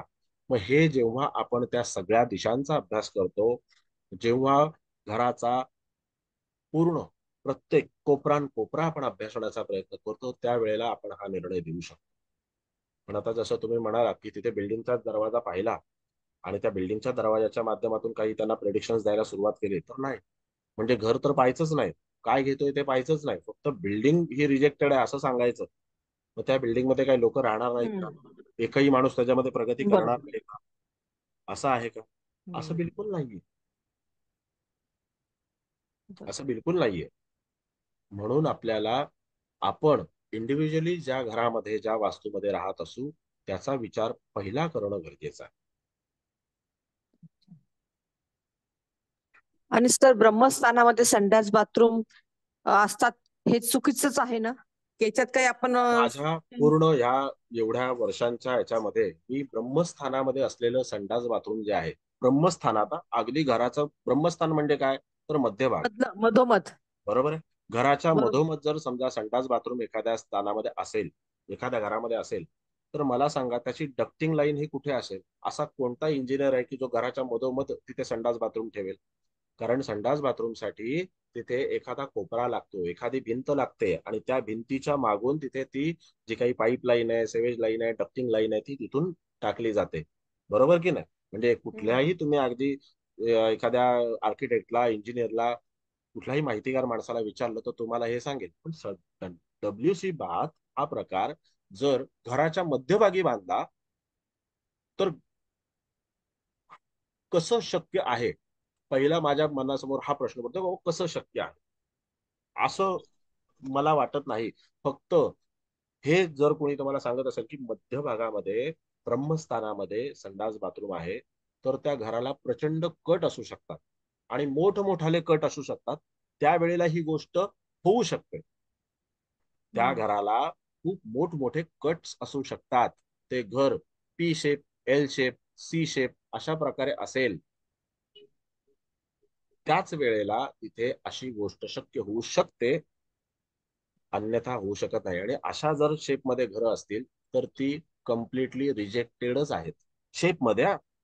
पण माझ्या संपूर्ण पाहण्यामध्ये अजूनपर्यंत मला कधीही ब्रह्मस्थानामध्ये संडास बाथरूम आहे हे मी पाहिलेलं नाही. ना एखाद्या बंगलोमध्ये, ना एखाद्या अपार्टमेंटमध्ये. कितीही मोठा फ्लॅट असू दे, 2,000 स्क्वेअर फीटचा असो, 1,500 स्क्वेअर फीटचा असो, 3,000 स्क्वेअर फीटचा असो, त्याच्यामध्ये सुद्धा पाहिलं नाही. बंगलोज मध्ये सुद्धा पाहिलं नाही. सर हे मी टेक्निकली टेक्निकली जे आहे ना, टेक्निकली एक असा कुठला वास्तुतज्ञ जर म्हणत असेल की ब्रह्मस्थानावरती संडास बाथरूम चुकीचं आहे, अगदी 100% म्हणणं खरं आहे. पण असं बांधलंय कोणी हे जर दाखवलं तर तो बक्षिसास पात्र आहे. मी मागे तुम्हाला सांगितलं सर, ते ब्रह्मस्थानात आहे आणि त्याला कट आहेत बरं का असे प्रचंड. मग जर कट्स असे प्रचंड असतील, मी म्हटलं ना तुम्हाला, P shape, C shape, L ते कट शेप, आहेत म्हणजे अशा मुख्य प्रकारे दिशेला जर कट आलेत. मग जर ते कट असतील तर ते घर घेणंच योग्य नाहीये ना. मग तिथे ब्रह्मस्थानातलं संडास बाथरूमचा विचार करण्यापेक्षा पहिले हे कटच पाहिले पाहिजेत. हो, बरोबर आहे. आलं लक्षात? बरोबर. आलं लक्षात मॅडम? हो म्हणून सर, थँक्यू. प्रकारे वास्तू शिकायचं, अशा प्रकारे वास्तू शिकवलं पाहिजे की त्याच्यामध्ये तुमच्या डोळ्यासमोर लगेच चित्र उभं राहिलं पाहिजे. सर हे शक्य होतं. माझ्या मित्रांनी जेव्हा शेजारचे फ्लॅट विकत घेतले दोन वेगवेगळे, हा तेव्हाच ते ब्रह्मस्थानामध्ये संडास बाथरूम आले. दोन वेगवेगळे फ्लॅट आणि मग त्यांनी ते जोडले, भिंत इकडनं पाडून तिकडनं पाडून. बरोबर, एक्झॅक्टली. मर्ज केल्याच्या नंतर ना 2 फ्लॅट. त्याच्यानंतरच, अगोदर हे कधीच होऊ शकत नाही. आधी हे होऊ शकत नाही, कारण ते एका कोपऱ्यालाच असतात नेहमी. कारण जो असा जर मॅडम एखाद्याने प्लॅन बनवला ना, तर ती शासन व्यवस्था जी आहे, जी प्लॅन तिथे रिजेक्ट करते किंवा ती प्लॅन तिथे पास करते, तीच बुचकळ्यात पडून जाईल की यांनी नेमकं काय बनवलंय. म्हणजे एक चौकोन बनवायचा आणि त्याच्यामध्ये तिथे संडास बाथरूम साठी डक्टिंग लाईन टाकायची आणि तिथे कुठेतरी संडास बाथरूम द्यायचं. म्हणाले काय बनवले बाबा, घर बनवलंय का काय बनवलंय? सर एक विचित्र अनुभव शेअर करतो, त्याचं उत्तर जर मिळालं तर फार बरं होईल. सांगू का वास्तू संबंधी? हा बोला बोला. माझ्या आजोळचा दगडी बंगला भांडारकर रोडला आहे पुण्यामध्ये. हा भांडारकर रोड हा प्रभात रोड सारखाच उच्चभ्रू एरिया आहे. बरोबर. जवळजवळ 25,000 एकर ती स्क्वेअर फूट ती जमीन होती. हा त्या वास्तूमध्ये कधी कोणाचंही, मी लहानपणापासून बघते, कोणाचंही चांगलं झालं नाही. जे फक्त काही कारणाने बाहेर पडले, माझे मामा किंवा ज्या मावशींची लग्न झाली तेच, बाकी सगळे तिथं अत्यंत विचित्र अवस्थेत त्यांचं जीवन गेलं. आणि त्याच्यानंतर कालांतराने वैतागून माझ्या मामाने ती वास्तू विकली सर 20 वर्षापूर्वी. भांडारकर रोडची एवढी मोठी जागा 2 दिवस पण कोणी बिल्डर ठेवणार नाही. आज 20 वर्ष होऊन सुद्धा तिथं काहीही होऊ शकत नाही. 6 बिल्डर सर बदलले. हा हा मेला, त्याचा मुलगा मेला, त्याचं दिवाळं वाजलं, त्याला ऍक्सिडेंट झाला, असं करत करत ती 6व्या बिल्डरकडे चालत आली. त्यांनी आत्ता कुठं फक्त ती बिल्डिंग पाडली, खणलं आणि तो तिथंच थांबला. तर परत तिथं काही हालचाल नाही. पाठीमागं कॅनॉल आहे हा पूर्णपणे, म्हणजे पूर्वी होता. हा आणि एक बाजू पूर्ण त्रिकोण आहे, म्हणजे उत्तर पश्चिम जी बाजू आहे ना, ती हा पूर्णपणे त्रिकोणी आहे. तिथं मी बघतही नाही सर, बघायलाही भीती वाटते. हा लहानपण गेलंय ना तिथं, मला माहिती आहे भयानक काहीतरी असल्याचं त्यावेळेला जाणवायचं. तर ह्याचं हा. कारण काय असेल? 6 बिल्डर सुद्धा तिथं संपले आणि वास्तू अजूनही 20 वर्षांनी होऊ शकत नाही. काय प्रमुख कारण काय असेल? मुळात त्याचं कारण साहेब असं आहे की ज्या वेळेला तिथे एकही बिल्डर टिकला नाही, जे लोक तिथे मूळ स्थायिक होते, जे लोक तिथे राहून प्रगती करण्याचा प्रयत्न करत होते, ते लोक सुद्धा तिथे टिकले नाहीत. ज्यांची जागा आहे, जे मालक होते, ते लोक सुद्धा तिथे टिकले नाहीत. आणि त्यावेळेला ही गोष्ट आपल्या चटकन लक्षात आली पाहिजे की मी तुम्हाला फक्त 1-2 क्वेरीज विचारतो, तर त्याचं मला उत्तर द्या की हा जो बंगलो आहे किंवा ही जी जागा आहे, जमीन आहे, ही जे काही पूर्वी ते गाव होतं किंवा काय होतं, तर त्याच्या वेशीच्या लगत आलेली जमीन किंवा आजूबाजूला काही जलाशय वगैरे असलेली जमीन होती का? सर हा बंगला आता जवळजवळ 100 वर्षापूर्वीचा दगडी हा बंगला हा होता. हा. ऍक्च्युली त्यावेळची स्थिती मला आठवत नाही आता 100 वर्षापूर्वी नक्की काय होती. हम्म, माझ्या आजोबांनी बांधला होता. त्या आजोबांना मी बघू सुद्धा शकलो नाही, एकदाच हा बघितलंय. पण पाठीमागनं कॅनॉल होता, हे मला नक्की माहिती आहे. आणि आजही कॅनॉल आहे. आता तो बर फक्त वरनं कव्हर केलाय, पण हा कॅनॉल हा पहिल्यापासून होता. पाठीमागं भला मोठा हौद होता पाण्याचा. पूर्वी असायचे ना हा धुणी हा. भांडी केलं, धुवायला हा वगैरे, आलं लक्षात. हौद. तो हा. होता. काही मोठी मोठी झाडं होती आणि पूर्ण त्रिकोणी कट होता सर. म्हणजे बर. एक बाजूच नव्हती पूर्णपणे त्याची. ओके. आणि ओके. तसा तो 100 वर्षापूर्वी म्हटला तर तसा तो म्हणाल तर नदीच्या पलीकडचं गाव हे नवीन समजलं जायचं त्यावेळेला. हम्म. लकडी पूलचं नदी आहे ना तो ब्रिज, हा हा. तसा तो इकडं म्हणाल तर आम्ही तसं म्हणजे त्यावेळेला तो लांबच होता. बरोबर, एक्झॅक्टली. मला तुम्हाला तीच शंका विचारायची आहे की तसा तो लांबच होता, म्हणजे तो त्याच्यामध्ये वेशीच्या लगतचा होता आणि ती जागा ही कधीही डेव्हलप होऊ शकणार नाही किंवा जो डेव्हलपमेंटचा प्रयत्न करेल तर तिथे ज्या शक्ती उपस्थित आहेत त्या तिथे ह्या सगळ्या गोष्टी कधीही करू देणार नाहीत.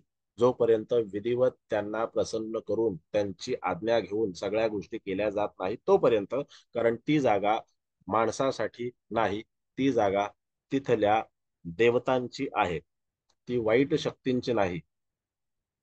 पण जेव्हा तुम्ही आता जर आपल्या घरामध्ये देवघर आहे आणि त्या देवघरामध्ये आपण आपलं सामान ठेवायला लागलो, कपडे ठेवायला लागलो, साबण ठेवायला लागलो तर चालेल का? मोबाईल फोन ठेवायला लागलो तर चालेल का? नाही चालणार. तिथे देवाची पूजा अर्चनाच केली पाहिजे. तिथे त्याच आवश्यक असलेल्या वस्तू आणि गोष्टी ठेवल्या पाहिजेत. बाकी त्याच्यामध्ये आपल्याला दुसरं काही करून चालणार नाही. आणि जर त्याच्यामध्ये आपण तिथे वास्तव्य करत असू अशा जागेमध्ये की जिथे त्या काळातल्या किंवा त्या ज्या काही देवी देवता आहेत तर त्यांचं तिथे, आणि ह्या देवी देवता कोणत्या, तर ह्या देवी देवता म्हणजे तिथल्या रक्षणकर्त्या, ज्याला आपल्या साध्या भाषेमध्ये क्षेत्रपाल किंवा जागेवाला म्हटलं जातं, तर तिथल्या त्या रक्षणकर्ता आणि मानाच्या देवता आहेत. तर त्या देवतांच्या जागांमध्ये जर समजा तिथे, आणि त्या पाणवठ्याच्या जवळचा परिसर आहे, आता त्या अशा परिसरामध्ये जर तिथे पाहिलं तर देवी आणि देवता ह्या दोन्हीही शक्तींचं तिथे अस्तित्व पुरेपूर आजही आहे. म्हणून तिथे कुणाला काहीही करता आलेलं नाही. काही वेळेला अशा वास्तू शापित वास्तू म्हणून म्हटल्या जातात, पण ही वास्तू शापित नाहीये. पण तुम्ही जर समजा दुसऱ्याच्या एखाद्या गोष्टीवरती स्वतःचा हक्क सांगायला गेलात आणि ती वस्तू तुमच्यापेक्षा अधिक शक्तिशाली व्यक्तीची असेल किंवा शक्तीची असेल, तर तिथे तुमचा मात्र काही निभाव लागू शकत नाही. मग आपण कितीही चांगल्या विचारांचे असलो, चांगल्या कर्माचे असलो तरी सुद्धा. कारण त्याचं असं आहे की जेव्हा आपण त्यांच्या टेरिटरीमध्ये जाऊन काही गोष्टी करण्याचा प्रयत्न करतो, त्यावेळेला तिथे त्यांना त्या आवडत नाहीत. मग तिथे आपल्याला हे पाहिलं पाहिजे. आता जसं तुम्ही म्हणाल की कॅनल होता म्हणजे तिथे पाणवठा होता. तो पाणवठा आहे ना साहेब, हा पाणवठा त्याच्यामध्ये काही देवींचं अस्तित्व तिथे दाखवतो आणि त्याच्यासोबत त्यांचे जे रक्षक असतात तर त्यांचंही तिथे अस्तित्व दाखवलं जातं. अशा वेळेला तिथे हुशार वास्तुतज्ञ काय म्हणतात की शापित वास्तू दिसते, ही जागा शापित दिसते. आता ज्या वेळेला तिथे अस्तित्व कुणाचं आहे हे जर आपल्याला कळत नसेल तर त्याला शापित म्हणणं चुकीचं आहे. जर चुकीच्या शक्तींचं अस्तित्व असेल तर त्याला शापित म्हणता येतं. पण देवाच्या देवळावरती किंवा त्याच्या जागेवरती आपला हक्क सांगून मग आपली जर तिथे अधोगती होत असेल तर त्याला जर आपण म्हणत असू की ते शापित आहेत, ते शापित नाही. ते खरोखर शापित नाही. पण तिथे मान वेगळा दिला पाहिजे. Yes sir. त्यांच्या ओके. प्रसन्नतेसाठी काही गोष्टी ज्या आहेत तर त्या त्याच्यामध्ये फार वेगळ्या प्रकारे आपल्याला लक्षात घेतल्या पाहिजेत.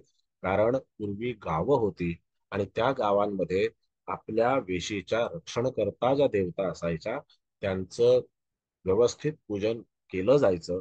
त्यांना मान सन्मान दिला जायचा आणि त्यांचं पूजन करणारा, त्यांना मान सन्मान देणारा किंवा तिथे त्यांना जे काही एक त्या देवी देवतांची स्थापना करणारा जो काही व्यक्ती असेल तो सुद्धा तितकाच पॉवरफुल असेल. त्याने सुद्धा त्यांना आपल्या भक्तीने, आपल्या शक्तीने त्यांना तिथे स्थापन केलेलं असेल. तर तिथे हे परिणाम तुम्हाला पुढची 100 वर्ष सुद्धा जाणवतील, हे नक्की आहे. म्हणजे तिथून निघालेला जो माणूस आहे तो निघालेला माणूस नक्की सुखी होणार. कारण तुम्ही त्यांच्या टेरिटरीमध्ये तिथे काही हंगामा केला नाही, काही केलं नाही, तुम्ही सरळ निघून गेला. मग ते तुम्हाला काही त्याच्यामध्ये त्रास देणार. पण जर तुम्ही त्यांच्या टेरिटरीमध्ये जाऊन तिथे म्हणाल की नाही मी इथं आणखीन असंच करून दाखवेन आणि तसंच करून दाखवेन, तर नाहीच, शक्यच नाही होत. म्हणून तिथे ह्या वास्तू ज्या आहेत प्रत्येक वास्तू शापित असेलच असं नाही. आपल्याकडे एक अशी हे आहे की जिथे काही होत नाही ना मग तिथे ते शापित आहे. नाही, शापित नाही. आता पाणवठ्याजवळ असणाऱ्या ज्या देवता आहेत त्यांचे उल्लेख मी तुम्हाला कधीतरी वैयक्तिकरित्या सांगेन. ते त्या देवता आणि त्यांचे जे रक्षक असतात त्या देवता, ह्या सगळ्या देवता अतिशय शक्तींनी आणि शस्त्रांनी युक्त अशा असतात. त्यांचे परिणाम आपल्याला तिथे ते त्यांना प्रसन्न केलं पाहिजे. आणि त्या केवळ आणि केवळ शब्दावर प्रसन्न होत असतात. लक्षात घ्या, त्यांना काय अगदी फार मोठं तुम्हाला सोन्याचं नाणं द्यायचं नसतं. शब्दावर प्रसन्न होणाऱ्या या देवता असतात. फक्त मनात व्यक्तीच्या चांगला भाव हवा आणि तो बापरे सर, एवढं सुप्रभात. अँगल आहे त्याला. अगदी म्हटलं अँगल केवढे आहेत ह्या सर्व खूप गोष्टींना. अँगल आहे, खूप अँगल आहे. आणि त्याच्यामध्ये तो सुकर्मा हवा, तो उगाच काहीतरी तिथे कोणाचे तरी खिसे आणि गळे कापणारा असेल तर तिथे ते चालणारच नाही. काही काही देवस्थानं अशी असतात किंवा काही काही देवता अशा असतात की तुम्हाला इमिजिएट रिझल्ट मिळतो, आणि काही काही देवस्थानं अशी असतात की तिथे वेट अँड वॉचची भूमिका म्हणजे घेतली तिथल्या जमिनी आपण देऊ शकतो. नाही. तिथल्या जमिनीला तुम्ही हात नाही म्हणजे लावू शकत. तिथलं. मॅडम तुम्हाला अगदी सांगतो, हो का? मध्य मुंबईतली गोष्ट, मध्य मुंबईतली हम्म. इथे वाडिया हॉस्पिटल नावाचं एक हॉस्पिटल आहे, आणि तिथे आता बरीचशी डेव्हलपमेंटची हम्म. कामं, metro, mono mono rail, metro rail यांची सगळी कामं चालू आहेत. पण तिथे ना एक त्या भिंतीमध्ये असं एक देवस्थान आहे की त्याचं त्रिकोणी आहे, त्रिकोणी आकाराचं आहे. काही छप्पर नाही, काही नाही, काही नाही, फक्त ते त्रिकोणी आकाराचं तिथे अगदी पातळ असं पाषाण ते सुद्धा त्या भिंतीमध्ये आपल्याला दिसतं. असं साध्या नजरेने ओळखताही येत नाही. पण काय विषाद, आजपर्यंत एवढी कामं झाली, तिथे कुणी काही त्याच्यामध्ये धक्का लावलेला असेल? कुणी काही धक्का लावलेला नाही. कुणी तिथे लोक सांगायला येत नाहीत की इथे हे करू नका, तिथे ते करू नका. पण जे काम करत असेल त्यांना काहीतरी अनुभव येत असेल की नाही? जागृत असेल ते देवस्थान तिथलं. तेच मला तुम्हाला सांगायचं.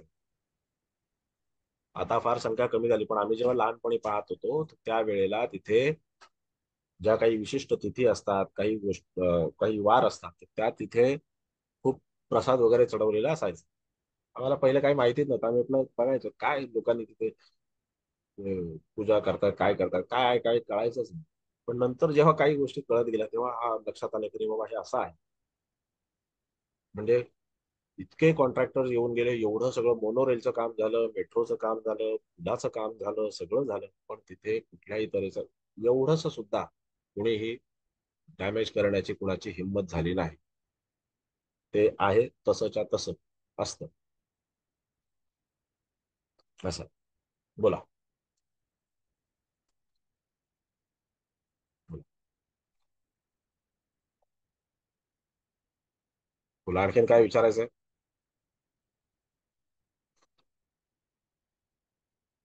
बर. बर. आता वास्तूच्या अनुषंगाने आपल्याला आणखीन काय काय पाहता येतं, किंवा वास्तूच्या अनुषंगाने ज्या वेळेला आपण असं म्हणतो की आपल्या जीवनावरती वास्तू ही कधीपर्यंत परिणाम करते, किंवा काही वेळेला असंही सांगितलं जातं की वास्तू ही फक्त आपल्या घरातल्या मुख्य व्यक्तीच्या, ज्या व्यक्तीच्या तिथे म्हणजे नावावरती घर आहे, तर अशाच व्यक्तीला तिथे ती परिणाम करते का? काही वेळेला असंही शिकवलं जातं, असंही सांगितलं जातं की ज्याच्या नावावरती वास्तू आहे, मुख्य माणूस जो आहे त्यालाच ती वास्तू परिणाम करते, आणि त्यालाच ती वास्तू एकतर लाभदायक राहते किंवा त्यालाच ती वास्तू तिथे हानिकारक राहते असं सांगितलं जातं. पण एक नेहमी लक्षात ठेवा की हा कम्प्लिटली चुकीचा निर्णय आहे. असं नसतं. जो व्यक्ती आणि जितक्या व्यक्ती घरामध्ये राहत असतील, आता एखादा व्यक्ती मुख्य आहे आणि त्याने त्याच्या नावावर घर घेतलेलं आहे, म्हणजे तो त्या घरातला कर्ता माणूस आहे, किंवा त्याच्यामध्ये तिथे त्याच्या हातामध्ये घराची धुरा जी आहे ती त्यांनी सांभाळलेली आहे, किंवा तो आर्थिक दृष्टिकोनातून सक्षम आहे, त्याच्यामुळे घर आर्थिक दृष्टिकोनातून किंवा अन्य दृष्टिकोनातून सक्षम असेल, तर अशा वेळेला ती वास्तू जेव्हा त्याच्यावर परिणाम करते त्यावेळेला त्याचे परिणाम जे आहेत ते अनुषंगाने त्या घरातल्या सगळ्या लोकांना थोडे थोडे का होईना पण भोगायला लागतं. बरोबर की नाही? पण असं आहे का फक्त आणि फक्त त्याच्यामध्ये त्याच माणसावरती परिणाम होतो? तर नाही. घरामध्ये जेवढी लोक राहत असतील त्या सगळ्या लोकांवरती या वास्तुशास्त्राच्या अनुषंगाने परिणाम होत असतो. फक्त तिथे आपल्याला त्यांचं वय लक्षात घेणं गरजेचं आहे. मुलगा आहे का मुलगी आहे हे लक्षात घेणं गरजेचं आहे, आणि नेमकं त्यांचं सध्या काय कामकाज चालतं हे लक्षात घेणं गरजेचं आहे. त्याला अनुसरून त्यांच्या जीवनामध्ये अनेक गोष्टी घडत असतात. आणि जेव्हा या अनेक गोष्टी त्यांच्या जीवनामध्ये तिथे घडत असतात, त्यावेळेला तिथे जशी पत्रिका आणि पत्रिकेतले ग्रह त्यांच्यासाठी काम करत असतात, त्याच प्रकारे वास्तू देखील काम करत असते. मग वास्तूचं ज्या वेळेला काम करण्याची पद्धती आहे, तर ती काम करण्याची पद्धती ग्रहांच्या काम करण्याच्या पद्धतीपेक्षा थोडीशी भिन्न आहे. ग्रह हे इंडिव्हिज्युअल एका व्यक्तीसाठी कार्यरत होतात, त्याच्या त्याच्या पत्रिकेप्रमाणे. बरोबर की नाही? प्रत्येकाची एक जन्म पत्रिका जी आहे ती आहे. जो माणूस या भूतलावरती जन्माला आलेला आहे, त्याची जन्मपत्रिका ही आहे. जो सजीव या धरणीवरती जन्माला आलेला आहे, त्याची जन्मपत्रिका म्हणजे त्याच्यावरती त्याच्या जन्माच्या वेळेला असणारी ग्रहस्थिती ही परिणाम करत असते. मग तो अगदी एखादा प्राणी असेल तरी सुद्धा त्याच्यावर सुद्धा ती ग्रहस्थिती परिणाम करत असते. आता तुम्ही म्हणाले प्राण्यांची पत्रिका कधी बघायला गेला? प्राण्यांची पत्रिका बघण्याची गरज नाही. फक्त कॉमन सेन्स वापरण्याची गरज आहे त्याच्यासाठी, की तुम्ही नॅशनल जिओग्राफिक बघत असाल किंवा तुम्ही डिस्कवरी बघत असाल किंवा तुम्ही अन्य कुठला एखादा सिनेमा चॅनल बघत असाल, तो जो प्राण्यांशी संबंधित काही घडामोडी घटना दाखवत असतो, तर त्याच्यामध्ये आपण बरेचदा पाहतो एखादा जिराफ जो खूप असा शांत पद्धतीचा प्राणी आहे आणि त्याच्यामध्ये तो काही शिकार करणारा प्राणी नाही, तो त्याच्यामध्ये व्हेजिटेरियन प्राणी आहे प्युअर. आणि तो प्राणी ज्या वेळेला एखाद्या सिंहाला आपल्या लाथेने मारतो, उडवून देतो आणि तो सिंह परत त्याच्या वाटेला जात नाही, मग अशा वेळेला त्याच्यामध्ये कुणाचे तरी काहीतरी ग्रह प्रबळ असतील त्या सजीव प्राण्यांमध्ये, त्या दोन्ही सजीव प्राण्यांमध्ये कुणाचे तरी काहीतरी ग्रह प्रबळ असतील. जरी दोघांचे गुणधर्म वेगळे असले तरी सुद्धा काहीतरी प्रबळ असेल, त्याच्यामुळे ही गोष्ट होते. म्हणून आपल्याला लक्षात घेणं गरजेचं आहे की जसं आपल्यावरती ग्रह परिणाम करत असतात, त्याच प्रकारे वास्तू सुद्धा आपल्यावरती परिणाम करत असते. व वास्तूचा परिणाम हा तिथे प्रत्येकाला त्या दिशेच्या अनुषंगाने, त्या देवतांच्या अनुषंगाने मिळत असतो. आणि ग्रहांचा परिणाम, जे पत्रिकेचा परिणाम जो आहे, हा आपल्याला ग्रहांच्या आणि त्या स्थानांच्या अनुषंगाने मिळत असतो. हे आपल्याला लक्षात घेतलं पाहिजे. म्हणजे वास्तुशास्त्र वाचन करणं अत्यंत सोपं होईल.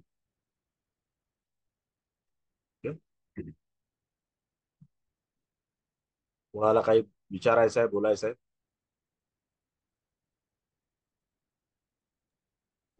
सर, एक प्रश्न होता. हा, बोला. हा प्रश्न मला बहुतेक जण विचारतात हं. की वास्तूमध्ये पाळीव प्राणी असावे का? सगळ्या आवडीने सांभाळतात, करतात, पण हा एक प्रश्न, माझं उत्तर कोणी काही नीट देत नाही.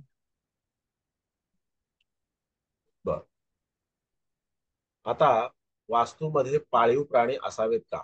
तर मुळातच पाळीव प्राणी हा त्याच्यामध्ये वास्तूमध्ये नसावा. तुम्ही कोणताही हल्ली तुम्ही कोणताही पाळीव प्राणी म्हणाल, तर तुम्ही एखादा पक्षी त्याच्यामध्ये पिंजऱ्यामध्ये आणून ठेवाल, तो योग्य आहे का? एखादा पक्षी पिंजऱ्यामध्ये आणून ठेवणं हा योग्य आहे का? पाळीव प्राणी नाही सर. म्हणून हल्ली त्याच्यामध्ये कासव सुद्धा पाळलं जातं. पाळीव हो, प्राणी कासव, म्हणून कुत्रा, हल्ली मांजर. नाही, कुत्रा मांजरपर्यंत ठीकच आहे, पण त्याच्यामध्ये हल्ली काही वेळेला तिथे मासे पाळले जातात. मासे पाळले जातात म्हणजे फिश टँक मध्ये. कासव. हा, कासव पाळलं जातं. मला एक सांगायचं आहे असं, की पक्षी ह्याच्याबद्दल काही जास्ती सांगायची गरज नाही, की तुम्ही त्याला आकाशात विहार करायला दिला पाहिजे. त्याला त्याचं अन्न, त्याचा जोडीदार, त्याचं वातावरण, त्याचं हो, बरोबर. त्याच्या पूर्ण जीवनमानामध्ये होत असणारं जागेचं स्थलांतर हे त्याला करू दिलं पाहिजे. त्याला आपण एका ठिकाणी अडकवून ठेवलं पाहिजे आणि त्याला सांगितलं पाहिजे की वा वा, आम्ही किती प्रेम करतो तुझ्यावरती. तुझे दर महिन्याला आम्ही असे पंख कापतो की तू कुठंच उडून जाऊ नये आमच्यापासून. आणि तुला या 4x4च्या 2x2च्या पिंजऱ्यामध्ये आम्ही असं अडकवून ठेवतो, तुला पाहिजे, आम्हाला पाहिजे ते तुला खायला देतो. तू कधी आम्हाला सांगू नकोस, की तू सांगूच शकणार नाही आम्हाला की तुला काय पाहिजे. हम्म. याला पाळीव प्राणी किंवा प्राण्यांच्या बद्दलचं प्रेम म्हणत नाहीत, याला आपल्या आनंदासाठी दुसऱ्याला डांबून ठेवणं म्हणतात. आणि तोच प्रकार जो आहे तो मग कालांतराने आपल्या जीवनामध्ये घडतो. आपणही असेच बंधनामध्ये अडकतो आणि मग ते बंधन आपल्याला कळतच नाही. कधी कधी कोणाचे पैसे चुकते करू शकत नाही, कधी कधी कोण आपल्याला कोणी आपले पैसे घेतले असतील तर तो सुद्धा आपल्याला त्याच्यामध्ये पैसे देत नाही, कारण आपण दुसऱ्याला बंधनात अडकवल्याच्या नंतर आपण पण अशाच प्रकारच्या बंधनामध्ये अडकून राहतो. हे मात्र नक्की आहे. म्हणून तिथे आपल्याला काही गोष्टींचं पालन करणं गरजेचं आहे. कधी कधी अशा घरांमध्ये पाहिलेलं आहे की मुलांचे विवाह होणं फार कठीण होऊन जातं. ज्या घरांमध्ये पक्षी डांबून ठेवलेला आहे, ज्या घरांमध्ये मासे डांबून ठेवलेले आहेत, ज्या घरांमध्ये कासव डांबून ठेवलेला आहे, डांबून ठेवलंच म्हणतो, पाळलं म्हणत नाही त्याला, तर अशा घरांमध्ये मुलांचे विवाह होणं फार कठीण होऊन जातं. एक तर होत नाही, आणि झाले तर एवढ्या समस्यांना तोंड द्यावं लागतं बस रे बस. आता त्यांची पत्रिका पण तशीच असते, हेही तितकंच कुत्रा मांजर चालता का सर? मॅडम मी म्हणतो, कारण इथे मुंबईमध्ये कसं आहे माहितीये का, की म्हणजे मी अशा विचाराचा आहे की तुम्ही कुत्रा मांजर पाळून त्याला ते हे करण्यापेक्षा तिथे तुम्ही भूतदया म्हणून त्यांची सेवा करा, पण त्यांना तिथे तुम्ही पिंजऱ्यात किंवा कुठेही तुमच्या घरात डांबून ठेवू नका. हा, आता हे जे दोन जनावर आहेत ना, कुत्रा आणि मांजर, हे बाबा एवढे फ्रेंडली होऊन जातात एखाद्याशी, ठीक आहे की बाबा ते त्यांच्याशी अतिशय चांगला लगाव करतात. अहो, कावळा सुद्धा आपल्याशी लगाव करतो, म्हणून आपण कावळ्याला नाही पाळत. बरोबर. आपण बोललेलं त्याला कळतं सुद्धा. त्याला सांगितलं ना, हे बाबा जरा 2 मिनिटं शांत राहा, तो शांत होतो. अक्षरशः आपल्या तोंडून शब्द गेल्याच्या नंतर तो शांत सुद्धा होतो. हे बाबा जरा 2 मिनिटं शांत राहा, हे बघ हे इथे नको, आता इथे ये, हे बघ इथे ठेवलंय खायला, हे सुद्धा तो ऐकतो. म्हणजे जर त्याला ती भाषा कळत नसेल तर नसेल, पण किमान जे काही स्वर आपल्या मुखातून निघतात, आपल्या मनातून निघतात, त्याची ती चांगली स्पंदनं त्याच्यापर्यंत पोहोचत असतील, ते त्याला कळत असतील. माहिती नाही, परमेश्वराला माहित. पण कधीही कुठलाही प्राणी किंवा पक्षी आपल्या घरात डांबून ठेवणं योग्य नाही. त्याला त्याचं स्वतंत्र जीवन जगायला देणं फार गरजेचं आहे. मॅडम, प्रत्येक जीवाला, जसं मनुष्य प्राण्याला, माणूस 50 वर्षाचा झाला तरी विवाह करण्याची इच्छा ठेवतो की नाही मनामध्ये, कधी होणार माझा विवाह, असं म्हणतो की बरोबर. नाही. हं? मग जर त्या प्राण्याला आपण त्याचा जोडीदार चयन करण्याचं स्वातंत्र्य नाही दिलं, त्याला आपणच आपल्या घरात डांबून ठेवलं, तर काय होईल? हे योग्य नाही ठरणार. बरोबर आहे. हे योग्य राहणार नाही, हे लक्षात घ्या.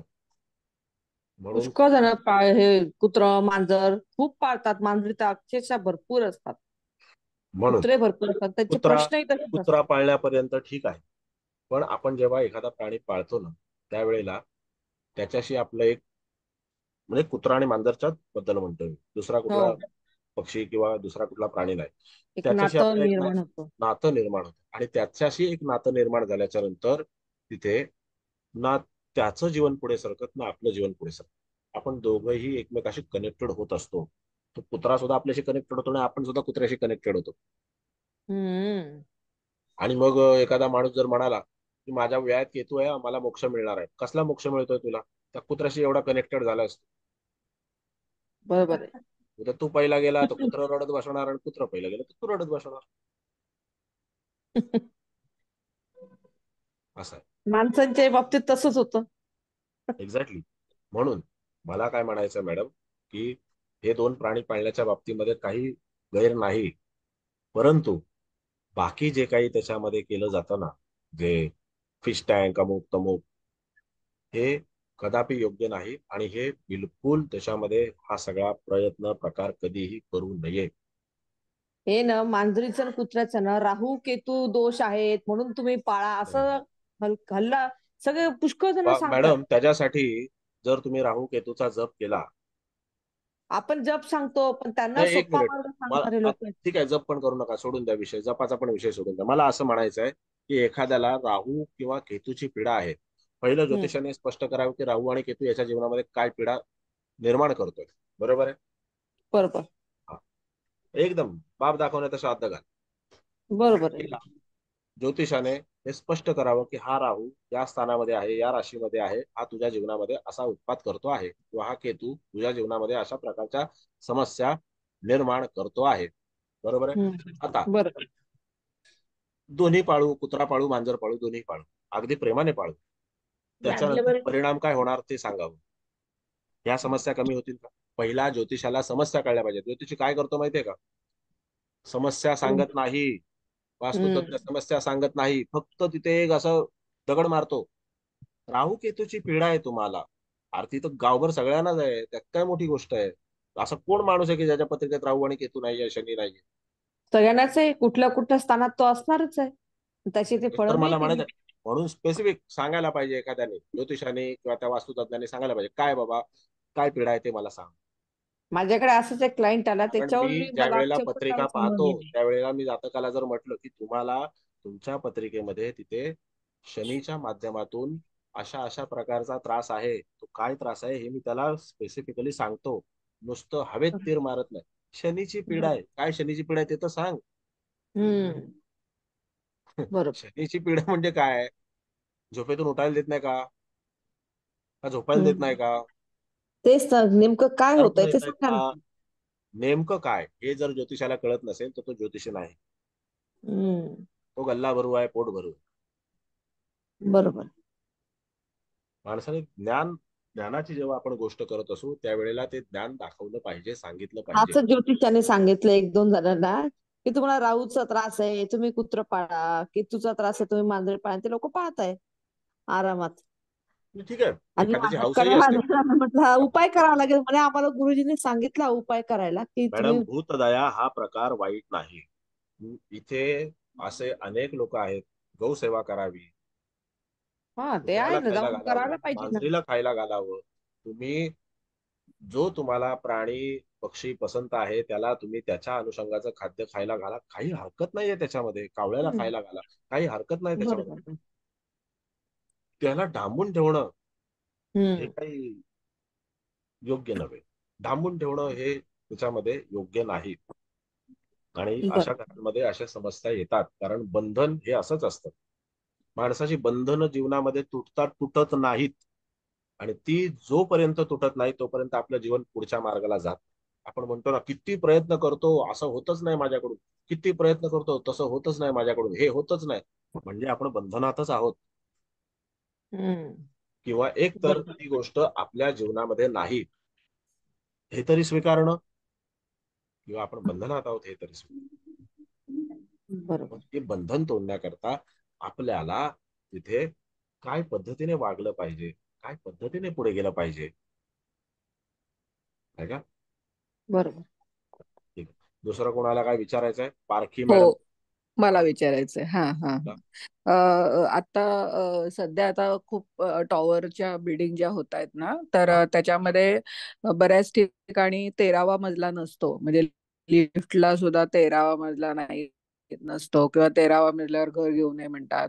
तर त्या दृष्टीने तुमचं काय विचार, म्हणजे त्याचं.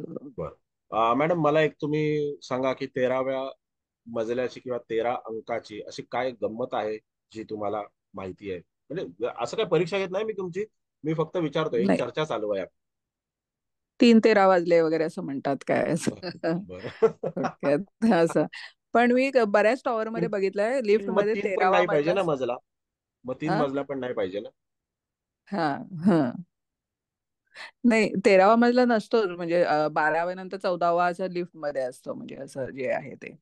आता तर माझ्या मग माहितीच्या अनुषंगाने त्याच्यामध्ये खूप आधी असं ऐकलं होतं, आपल्याला काय हा माहिती नाही. आणि तुम्हाला ते पाळावं किंवा त्याच्याबद्दल काही फार गांभीर्याने बघावं त्या गोष्टीकडे असं मला कधी वाटलं नाही.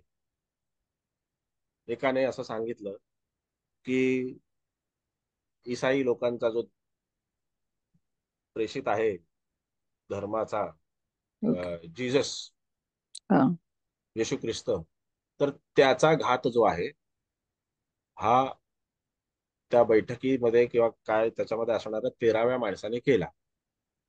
त्याचं काय ओके. नाव XYZ जे होतं, ब्रुटस का काहीतरी असं काहीतरी नाव होतं किंवा काय, मला ते पण माहिती नाही.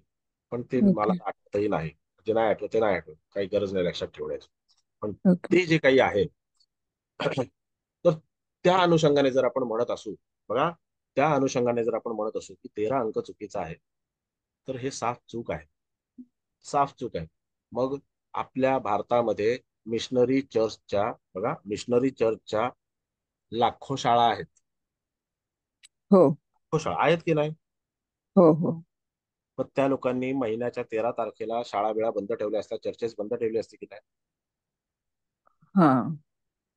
नाही म्हणजे एक टेक्निकली जर आपण पाहिलं, 13 तारीखच जर एवढी वाईट आहे, म्हणजे 13 नंबरच जर एवढा वाईट आहे, तर 13 तारीख ही पण वाईट असायला पाहिजे. 13 तारखेला झालेला जन्म हा पण वाईट असायला पाहिजे. 13वा मजला हा पण वाईट असायला पाहिजे. 13 नंबरचं घर हे पण वाईट असायला पाहिजे. 13 तारखेला जन्माला आलेली संतती हे पण वाईट असायला पाहिजे. असं होतं का? नाही. मी वेगळं ऐकलं, म्हणजे 13व्या मजल्यावरती जे म्हणजे ज्यांचं हे आहे की म्हणजे असं घोस्ट वगैरे तिथे असतात, म्हणजे असं आणि त्यांची 14व्या वास्तव्य मजल्यावरती असतं. नसतात. हा, असं म्हणजे म्हणून ते ठेवत नाहीत असं सांगितलं, म्हणजे एका बिल्डरनी, म्हणजे बहुतेक सिंधी वगैरे त्यांच्या समाजामध्ये तसं मान्यता असावी असं म्हणजे. असं बिलकुल नाहीये की 13व्या मजल्यावरती काही घोस्ट आहेत. घोस्ट म्हणजे भूत, प्रेत, पिशाच हा जो काही प्रकार आहे, हा तुम्हाला वाटेल तिथे वाटेल त्या अनुषंगाने तिथे उपस्थित असतो. आणि ज्याला ते पाहण्याची दृष्टी असते त्याला तो दिसतो. ज्याला पाहण्याची दृष्टी नसते, ज्याला अनुभव येण्याची सुद्धा क्षमता नसते, अशा लोकांना त्याचा अनुभव येत नाही, त्यांना दिसत नाही, त्यांना त्याची जाणीव होत नाही. हा एक भाग. पण जिथे कुठे अशा तऱ्हेची शक्ती असेल, तर त्या शक्तीची जी काही प्रचिती आहे ती ज्याला दिसतं, ज्याला नाही दिसत, ज्याला अनुभवास येतं, ज्याला अनुभवास येत नाही, अशाही लोकांच्या जीवनामध्ये त्याचे परिणाम होतात. बरोबर आहे. आणि ते परिणाम कसे आणि काय होतात, त्याचं उत्तम उदाहरण म्हणजे, जर आपण एखाद्या वास्तूमध्ये किंवा एखाद्या हॉन्टेड हाऊसमध्ये, ज्याला आपण इंग्लिशमध्ये हॉन्टेड हाऊस म्हणू, शापित वास्तू म्हणू किंवा काय, तर त्याच्यामध्ये जेव्हा जातो त्यावेळेला तिथे त्याचे अनुभव आपल्याला येतात. आणि त्या अनुभवाच्या माध्यमातून आपण सांगू शकतो की बाबा या घरामध्ये असे असे अनुभव येतात. व तिथे काही प्रत्येक वेळेला ते हिंदी सिनेमामध्ये किंवा इंग्लिश फिल्म मध्ये जसं दाखवतात भूत, तसं भूत दिसत नाही किंवा काही नाही.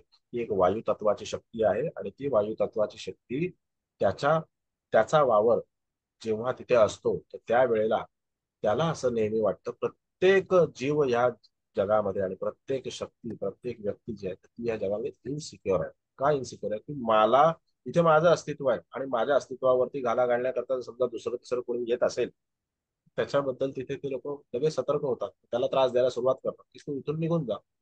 किंवा दुसरा एक उद्देश असा असतो की जर ही व्यक्ती त्याच्यामध्ये इथे आलेली आहे आणि तिथे ती आपल्यापेक्षा पॉवरफुल दिसत आहे किंवा ती आपल्यापेक्षा कमकुवत दिसत आहे, हे पहिलं भापण्याची शक्ती त्यांच्यामध्ये असते. त्या अनुषंगाने ती शक्ती जी आहे ती काय करते, तर ह्या म्हणजे त्या अमुक एका माणसाला ती, ज्याला आपण म्हणतो की धरते किंवा त्याला ती झपाटण्याचा प्रयत्न करते.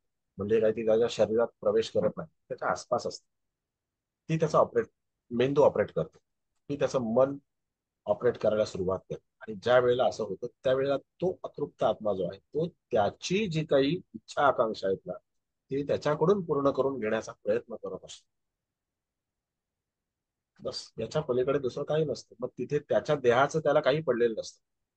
आणि ज्या वेळेला त्याचे आप्तजन त्याला पाहतात की अरे हा आता खूप खंगत चाललेला आहे, आजारी पडत चाललेला आहे, कारण तो त्याच्या अनुषंगाने वागत असतो म्हणून. पण इथे 13 नंबरच्या बाबतीमध्ये हा जो काही समज आहे तो बिलकुल चुकीचा आहे. आज मुंबईमध्ये अनेक मोठमोठाले टॉवर्स आहेत आणि मी स्वतः 13 नंबरच्या माळ्यावर वास्तू केलेल्या आहेत. 13 नंबरची वास्तू केलेली आहे आणि त्याच्यामध्ये लोकांनी करोडो रुपये खर्च करून त्याच्यामध्ये घर घेतलेली आहे. करोडो रुपये हो. खर्च करून घर घेतलेले आहेत. मुंबईमध्ये तुम्हाला माहिती आहे की किती घरांची प्राइस आहे. एक मनुष्य त्याच्यामध्ये 13व्या मजल्यावरती 4 फ्लॅट आहेत. समोर 2 आणि म्हणजे एका 2 समोर आणि त्याच्या समोर आणखीन 2 फ्लॅट, असे 4 फ्लॅट आहेत. 1301, 1302, 1303, 1304. बघा आता तुमच्या म्हणण्याच्या अनुषंगाने 1303 म्हणजे काय, तुम्ही म्हणाला 3-13 हा जो काही प्रकार आहे त्याच्याबद्दल थोडं हा सांगा. हा. तर 3-13 मग याच्यामध्ये 1301 मधला व्यक्ती सुखात, 1302 मधला व्यक्ती सुखात, परदेशात, परदेशातही सुखात, इथं येऊनही सुखात. दक्षिण मध्य मुंबईमध्ये चांगला मोठा फ्लॅट आहे, दादर सारख्या एरियामध्ये. त्याच्यानंतर 1303 मधला व्यक्ती सुद्धा सुखात आहे. सगळं चांगलं आहे, काही त्याच्यामध्ये कमतरता नाही, पैशाची कमतरता नाही, शिकलेला आहे, ज्ञानाची कमतरता नाही, घर परिवार फुलेला आहे, अनेक वर्ष तिथे राहतोय. 1304 त्याच्यामध्येही काही कमतरता नाही.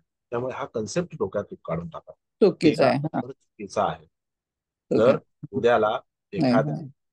व्यक्तीला अपत्य 13 तारखेला झालं, बरोबर आहे, 13 तारखेला हम्म. झालं अपत्य, आणि ते अगदी 2013ला अपत्य झालेलं असेल 13 तारखेला, आणि त्याची परिस्थिती इतकी चांगली असेल, इतकी चांगली असेल, आणि त्रयोदशीला झाला असेल, तर आपल्याकडे तिथी मानतात, बरोबर आहे की नाही. हो. त्याच्यामध्ये ते त्रयोदशीला झाला असेल, तर अशा वेळेला ती त्रयोदशी कार्तिक स्वामींकडे, भगवान अच्छा. शिवाकडे पण येते.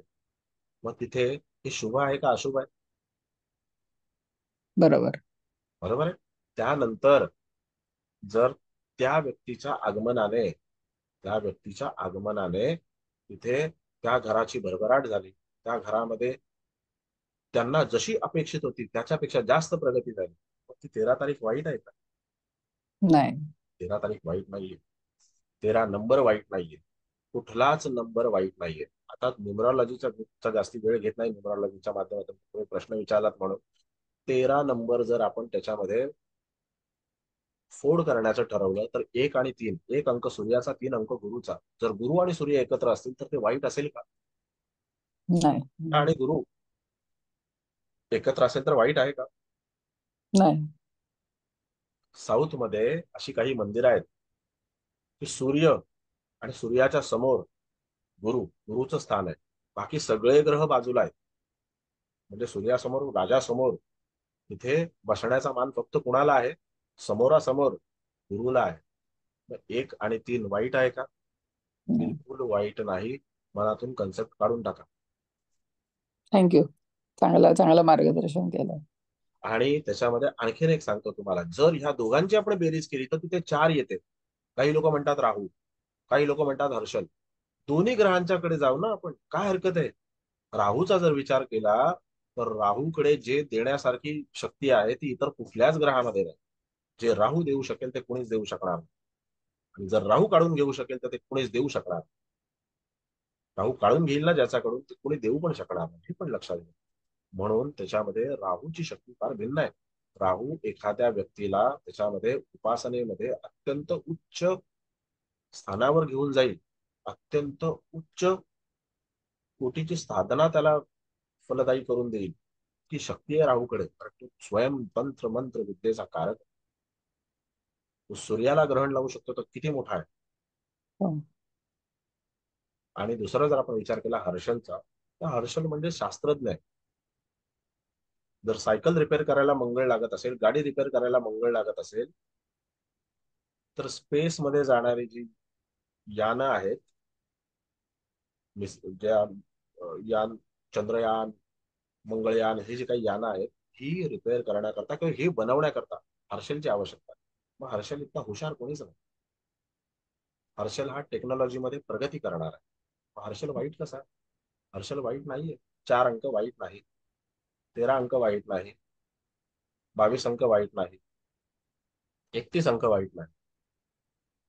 आणि जर आपण ह्या पद्धतीने, हे आपल्याला जेव्हा असं सांगितलं जातं त्यावेळेला, तर मला हे कसं माहिती पडलं, कारण माझ्या एका मित्राने, ख्रिश्चन मित्राने मला सांगितलं की नाही, हम लोग ऐसा मानते हैं कि 13 नंबर गलत है. तर त्याच वेळेला मी त्याला हाही प्रश्न विचारला होता की ह्या भारतामध्ये मिशनरी चर्चच्या एवढ्या शाळा आहेत, 13 तारखेला बंद ठेवतात का? का नाही ठेवत बंद? मग वाईट आहे तर बंद ठेवायला पाहिजे ना. हो. तुम्ही गुरुवारच्या दिवशी बंद ठेवता चर्चसाठी, जे काय असेल ते तुमचं, काय एक्स वाय झेड जे काय कारण असेल, पण तुम्ही इथे काय करता? 13व्या दिवशी बंद का ठेवत नाही? तुम्ही सगळं करता. 13व्या दिवशी जर पगार झाला एखाद्या व्यक्तीचा, महिन्याच्या 13 तारखेला, काही लोकांचे पगार 1 तारखेला होतात, काही लोकांचे 5 तारखेला होतात, काही लोकांचे 10 तारखेला होतात, काही लोकांचे 15 तारखेला होतात.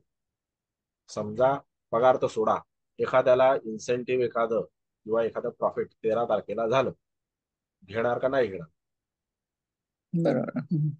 घेणार ना. उद्याला तुम्हाला 13 तारखेला कोणी 2 करोडचा चेक आणून दिला, घेणार का नाही घेणार? बरोबर. अंकांमध्ये काहीही चूक नाही. अंक ओके. हे ग्रहांचे व्हायब्रेशन्स दर्शवत असतात. त्याचं थँक्यू. इंटरप्रिटेशन जे आहे ते लोक चुकीचं करतात. लोक म्हणजे ज्योतिषी. हा. त्याच्यामुळे हा गैरसमज पसरतो, दुसरं काही नाही. थँक्यू. बोला आणखी. आणखीन काही कोणाला विचारायचं?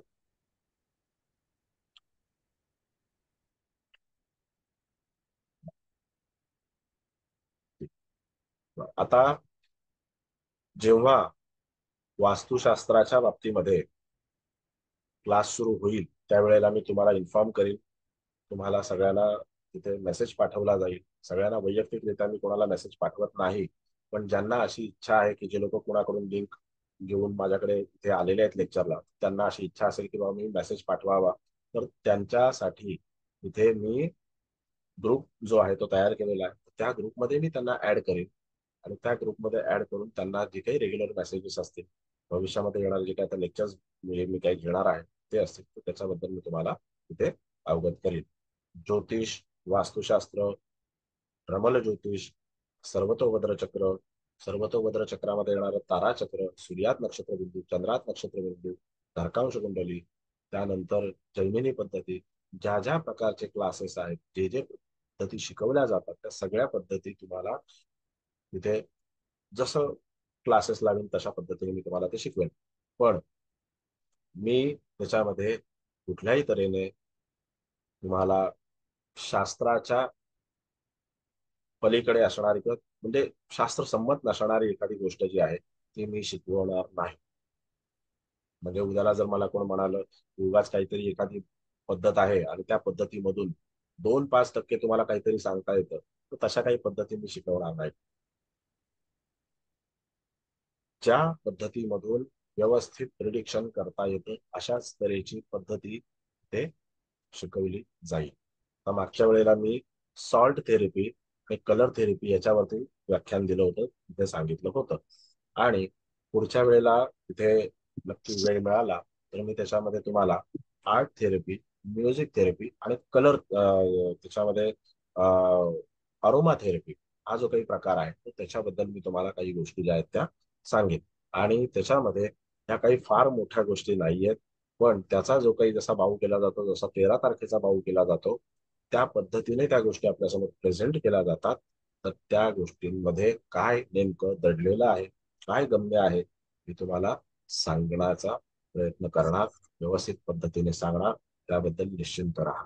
नेमकं अरोमा थेरपी म्हणजे काय आहे, पूर्वापार अरोमा थेरपी आपल्याकडे कशी चालत आलेली आहे, आता त्याला कसं वेगळं वळण मिळालेलं आहे आणि त्याचा व्यापार कसा झालेला आहे, त्यानंतर तिथे आपण त्या अरोमा थेरपी पासून कसे दूर गेलेलो आहोत, या सगळ्या बाबतीमध्ये तुम्हाला सगळ्या गोष्टी सांगितल्या जातील.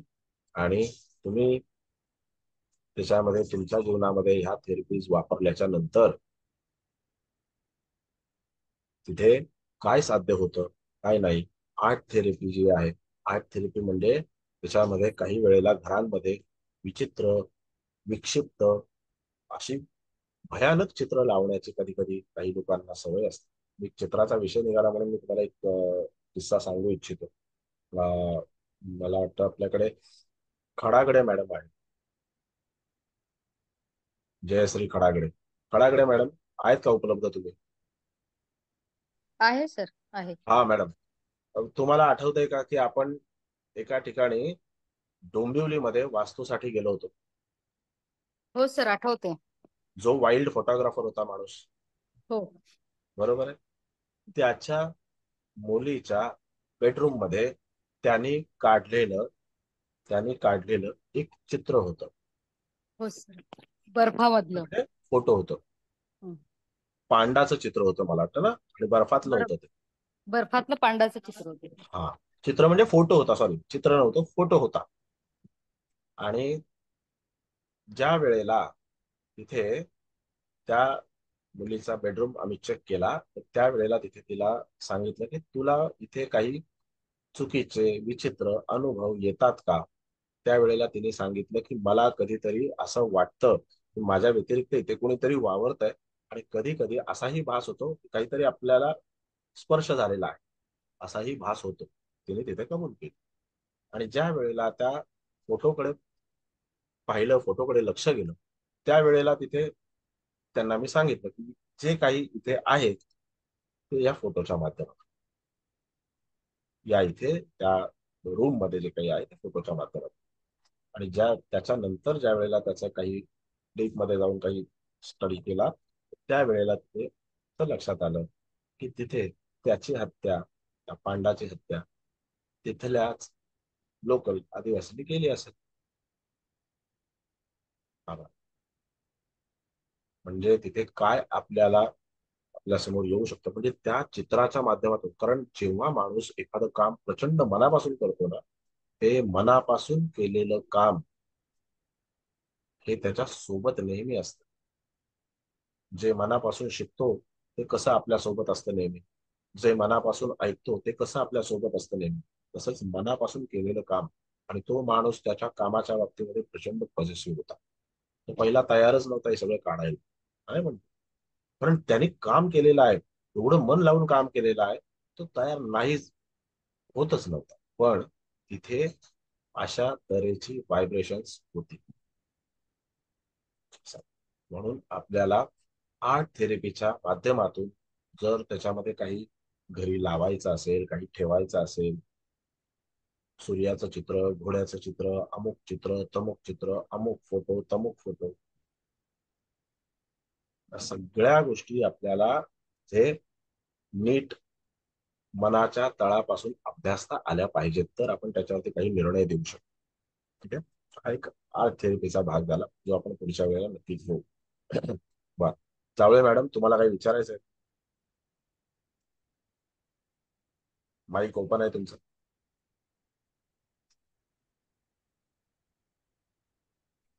ठीक आहे. ओके. ठीक आहे. बरं, आपण पुढच्या वेळेला नक्की भेटू आणि नवीन एखादा विषय किंवा याच धर्तीवरचा एखादा विषय घेऊन आपण त्याच्यामध्ये पुढचं हे करू. चला, जय श्रीराम. नमस्कार सर सर, जय खूप छान. धन्यवाद thank you sir. Sir. Thank you sir. Thank you.